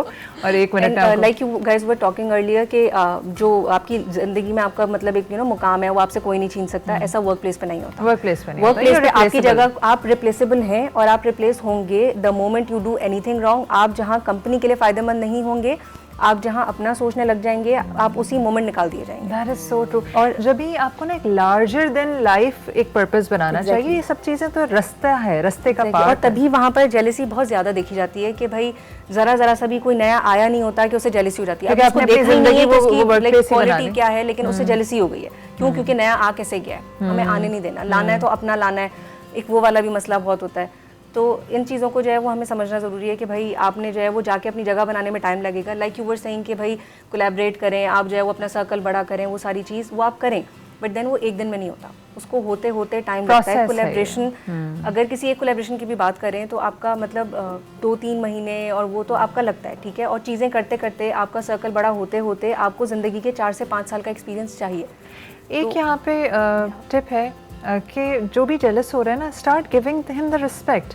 जैसे आप उसको एक्नॉलेज करें। कुछ लोगों को सिर्फ ये चाहिए होता है कि सर आप ज़्यादा जानते हैं, या ये कि मैम आप तो इतनी प्यारी रोज़ लगती हैं। छोटी सी कोई अच्छी तारीफ़ कर दें उनकी, उनका दिल बड़ा होगा। और तारीफ़ एक ऐसा वो है, टूल है कि हम सबको अच्छी लगती है, लेकिन हाँ झूठी तारीफ़ें नहीं कि आप बहुत खूबसूरत हैं, ये वो सर, क्या आप मतलब कोई गंजा बोलें, क्या बाल हैं आपके। ढूंढें उसमें से कि रियल कोई हर एक में कोई ना कोई अच्छाई होती है। मे बी वो अच्छा बोलते हैं, मे बी वो अच्छे कपड़े पहनते हैं, मे बी वो इंटेलिजेंट हैं, तो आप उनकी जेन्युइन तारीफ, उनमें कुछ तो क्वालिटी होगी। हाँ, तो आप एक्सेप्ट करें, क्योंकि हम अक्सर ना सिर्फ और सिर्फ एक्सेप्टेंस चाह रहे होते हैं। अगर वो बच्चा जिससे हम जेलस हो रहे हैं वो हमें एक्सेप्ट कर ले और हमारी तारीफ करे, तो हमें बच्चा भी अच्छा लगने लगता है। अच्छा, अब सना आपके पास आएंगे और कंक्लूड करेंगे इस पूरे कॉन्वर्सेशन को कि कोई ऐसी टिप्स, मतलब इसको हम सम अप करते हैं कि हम भी जेलस ना हों और आगे वाला भी, जिस तरह भी मैंने कहा कि आप तारीफ़ कर दें, तो किस तरह मतलब इसको हम सम अप करें कि किस तरह, क्या इलाज है इस पूरे कहानी का? इस कहानी का पूरा इलाज ये है कि ठीक है, आप जो है हर हद से ज़्यादा जो है किसी को प्लीज़ करने ना जाए, ठीक है। आपने जो आपकी बाउंड्रीज जो हमने अभी बात की थी, वो बाउंड्रीज को सेट करना है। अपने आप को देखें कि आपका पर्पस क्या है, आपका गोल क्या है। आपका जो गोल है, आपका जो पर्पस है, आपने उसके ऊपर रहना है। ये जो चीज़ें होती हैं, जो डिफरेंट जेलिस, ये लोगों की बातें हैं, ये आपको डिस्ट्रैक्ट करने के लिए होती हैं। और अगर आपसे कोई जेलिस हो रहा है, इसका मतलब है यू आर अबव देम, ठीक है। सो इस चीज़ को एक्सेप्ट करें और अपने आप का जो है वो प्रेस करें। प्रेस करने का मतलब ये नहीं कि आप नार्सिसिस्टिक हो जाएं या नार्सिसिज्म को जो है वो शिकार हो जाएं। इसका मतलब ये है कि आप उस चीज़ को, अपने पास जो गिफ्ट है उसको जो है उसके ऊपर ग्रैटिट्यूड पे करें और उसको लोगों के अंदर देना शुरू करें। और सबसे अहम बात ये होती है कि अभी महाविश आपने बात की कि हम प्रेस अगर किसी की कर देते हैं, तारीफ कर या इज्जत दे देते हैं, हमारा काम इज्जत देना, अपनी वैल्यूज़ को वो करते हैं। लेकिन हमने ऐसे लोग भी देखे हैं जो उस इज्जत भी उनको रास नहीं आती है, ठीक है ना, वो उस चीज़ को भी नहीं वो चीज़ पे करते। सो आपने क्या करना है, आपने अपने काम से अपने काम को करते जाना है, अपने आप को जो है अपने फोकस को नहीं हटाना है और हमेशा अपने अंदर ये एहसास को फील करना है कि you have to serve, you have to give, you have to find the meaning in your life. जब मीनिंग को तलाश कर लेंगे, देने वाले बनते रहेंगे, तो फिर कोई भी आपका कुछ नहीं बिगाड़ सकता। Okay, thank you so much, आप दोनों का शुक्रिया, वक्त निकाला। और ये कितना मज़ेदार टॉपिक है, हम सब ने झेली भी होती है, कहीं ना कहीं हम खुद भी कहीं ना कहीं जेलस हो रहे होते हैं। लेकिन आर्ट यही है कि अपने नेगेटिव इमोशंस को हैंडल कैसे किया जाए। तो इंशाल्लाह फिर कभी और किसी और टॉपिक के साथ मुलाकात होगी। इस कॉन्वर्सेशन के बाद मुझे कुछ ऐसे मकामात याद आए जहाँ मैं भी थोड़ी सी जेलस हुई। वो बहुत पुरानी बात थी, जब मेरा छोटे बहन भाई पैदा हो रहे थे तो मुझे लगता था मेरी अम्मी अब इनसे प्यार करेंगी, लेकिन आपको पता है 3 बहन भाई और हैं मेरे, लेकिन मुझे खुश फहमी है कि मेरी अम्मा की चाहिए थी आज भी मैं ही हूँ। शायद मैं पहली थी, पहले की एक अपनी वैल्यू होती है, आपकी जगह कोई भी नहीं ले सकता। और ये बात जहन में रखें हमेशा कि राज़िक अल्लाह है, किसी की कोई मजाल नहीं है कि आपका या तो रिज़्क दे सके आपसे ले सके। इसी तरह इज़्ज़त देने से बढ़ती है। अगर आपसे कोई जेलस होता है और अगर आप उसको इज़्ज़त देखें, वो जैसा भी है, आप अपनी तरबियत पे, अपनी तहजीब पे कॉम्प्रोमाइज़ नहीं कीजिए। और बहुत अच्छी बात कही समरा ने कि खुदारा ओवर शेयरिंग ना करें। पर्सनल ज़िंदगी में जो भी चल रहा है मत दूसरों को अपनी ज़िंदगी का कहानियाँ सुनाया करें, क्योंकि वो कहानियाँ हैं उनके लिए, सिर्फ वो एक गॉसिप का एक मटेरियल है जो कि आप ख़ुद फराम करते हैं और फिर आप उस बाद में आपको तकलीफ़ होती है कि यार मैंने क्यों बताया, मेरे अब्बा बहुत सख्त हैं। लोग कहते हैं अब्बा तो उनके बड़े सख्त हैं, उनके फ़ैशन देखो। तो हम ले रहे हैं एक छोटा सा ब्रेक के बाद हम पहुँचेंगे साइमा के किचन में और जानेंगे कि मंचूरियन कहाँ तक पहुँचा। मिल रहा है आपसे एक छोटे से ब्रेक के बाद।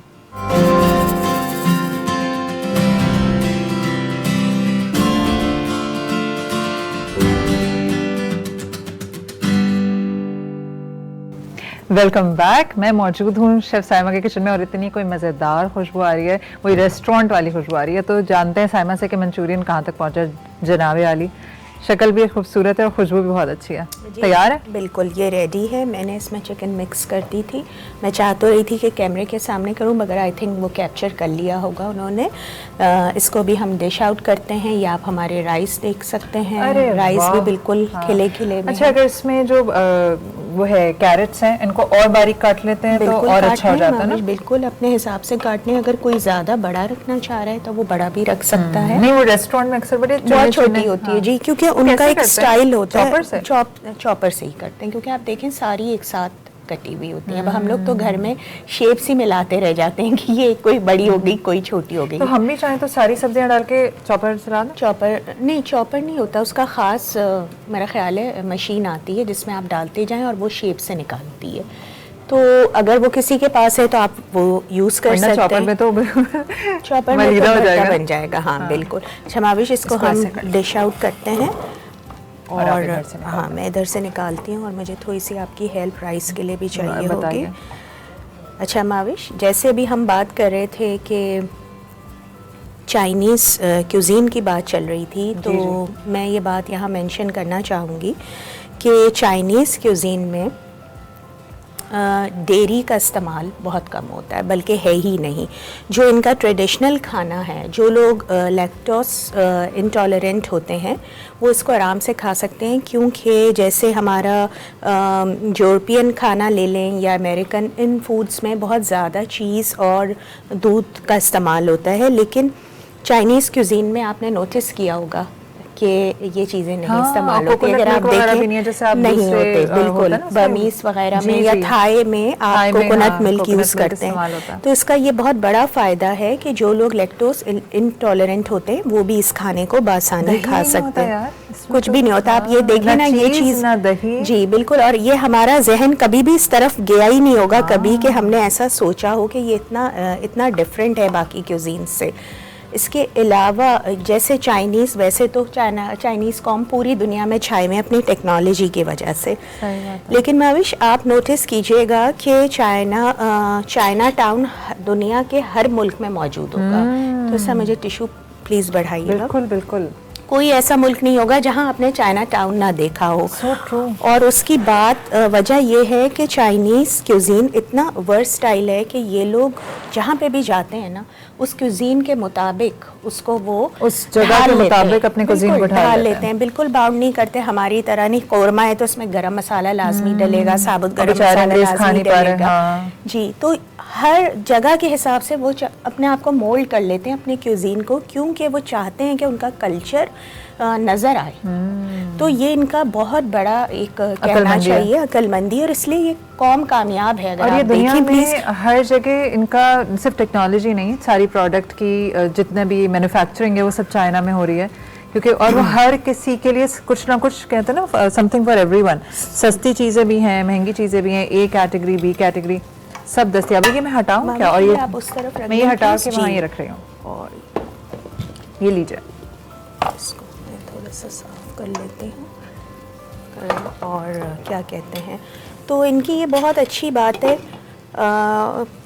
चाइनीज़ कुकिंग की बात ये भी अच्छी है कि लेस टाइम कंज्यूमिंग भी है। आपके पास सारी चीज़ें मौजूद हो तो आप झटपट इसको बना सकते हैं। बच्चे बहुत शौक से, बच्चे बड़े, आई थिंक मेरा ख्याल है सबको ये पसंद आता है चाइनीज़। कोई ऐसा नहीं होगा कि जो चाइनीज़ डिशेस ना खाना चावल चाहे। नहीं तो वो चाउमीन में वो वेज, ये जो नूडल्स हैं वो खा नूडल्स लेते हैं, हैं। बिल्कुल बिल्कुल ऐसा ही है। तो अच्छा, नहीं, होते हैं कुछ लोग जिनके चाइनीज के साथ उनके घर में जो है वो अब्बा जी के लिए कौरमा भी बनाना पड़ रहा होता है। हाँ, और वो कहते हैं हम नहीं खाते ये बात तो आपने हाँ, तो हर मेरे में घर की एक बात ऐसे बता अब्बा दी। जी मौजूद हैं जो घर में वो अब्बा जी आपके मौजूद घर में भी हैं। अब्बा जी हाँ, मौजूद बिल्कुल, हैं। बिल्कुल। मैंने अक्सर घरों में नोटिस किया कि हम नहीं खाते हैं ये सब फजूल चीजें, उन्हें अंदाजा नहीं है कि ये इतना हेल्दी है। अच्छा मामी, मेरे अब्बा तो बहुत शौक से खाते हैं, लेकिन मेरे बच्चों के अब्बा जी नहीं खा मेरे रहे। जो बच्चों के अब्बा है उनके लिए ज़रूर कुछ सादा अंडा पराठा बना के रखना पड़ जाता है। तो ये बात है। अब हम इसको डेकोरेशन अच्छी बात है कि वो अंडे पराठे पे खुश हैं आपके बच्चों के अब्बा जी। वो बहुत वरना उनको अक्सर हाँ लोगों को बिल्कुल, proper यानी सालन रोटी सादा चाहिए। नहीं, वो खुश हैं अगर आप उनको दिन में 3 से 4 बार भी अंडा खिलाते अरे हैं। वाह, तो मेरे लिए काफी आसानी हो जाती है। खुश आइन आपने बात तो है, एक बड़ी खुश आइन। हाँ, आपका तो जैकपॉट लग गया। माविश, एक मुझे प्लीज स्पून बढ़ा दीजिएगा। मैं ये कौन ऊपर सा से मुझे? ये छोटा 1 टेबल स्पून वाला जी बढ़ा दें। ये मैंने एक एग जो है अलग से फ्राई कर लिया था ऊपर डेकोरेशन के लिए, ताकि एक अच्छा सा लुक आए। इसको बस अब हम डालेंगे और फिर हमारा जो है राइस। अब आप राइस का कलर देखें माविश, ये डार्क साइड पे नहीं है, बहुत अच्छा कलर आया है और वैसे ही है एग्जैक्टली जैसे रेस्टोरेंट में होता है। बिल्कुल। और मैं कह रही हूँ ना, अभी जब आप इसको ट्राई करेंगी तो आई एम श्योर आपको शायद ये रेस्टोरेंट से भी ज़्यादा अच्छा लगेगा। प्रॉपर्ली। हाँ बिल्कुल, आप खा लीजिएगा। ये हमारी डिश तैयार है। इसको अच्छे से अब आप दिखा सकते हैं आराम से। टेस्ट जब मैं इसको टेस्ट करेंगे बिल्कुल जी। ये देखें हमारे कहते हैं ना ज़बरदस्त इसको से try राइस करें। भी आ गए हैं। जबरदस्त, कैमरे में लुक आ सो रहे हैं। ब्यूटीफुल। हमारी जो ग्रेवी है उसका कलर भी खिला खिला है, आप ये बात भी जी। नोटिस करें। इसमें मैंने कोई फूड कलर ऐड नहीं किया। बाजार में वो लोग लाजमी फूड कलर यूज़ करते हैं केचप के में था सारा अलावा। Food colour. हाँ, लेकिन केचप के अलावा भी बहुत ज़्यादा फूड कलर डालते हैं, क्योंकि कुछ लोग ऑरेंज कलर का केचप यूज़ करते हैं, लो क्वालिटी जी, केचप। जी। तो देखें, कभी भी अपनी सेहत से ना खेलें।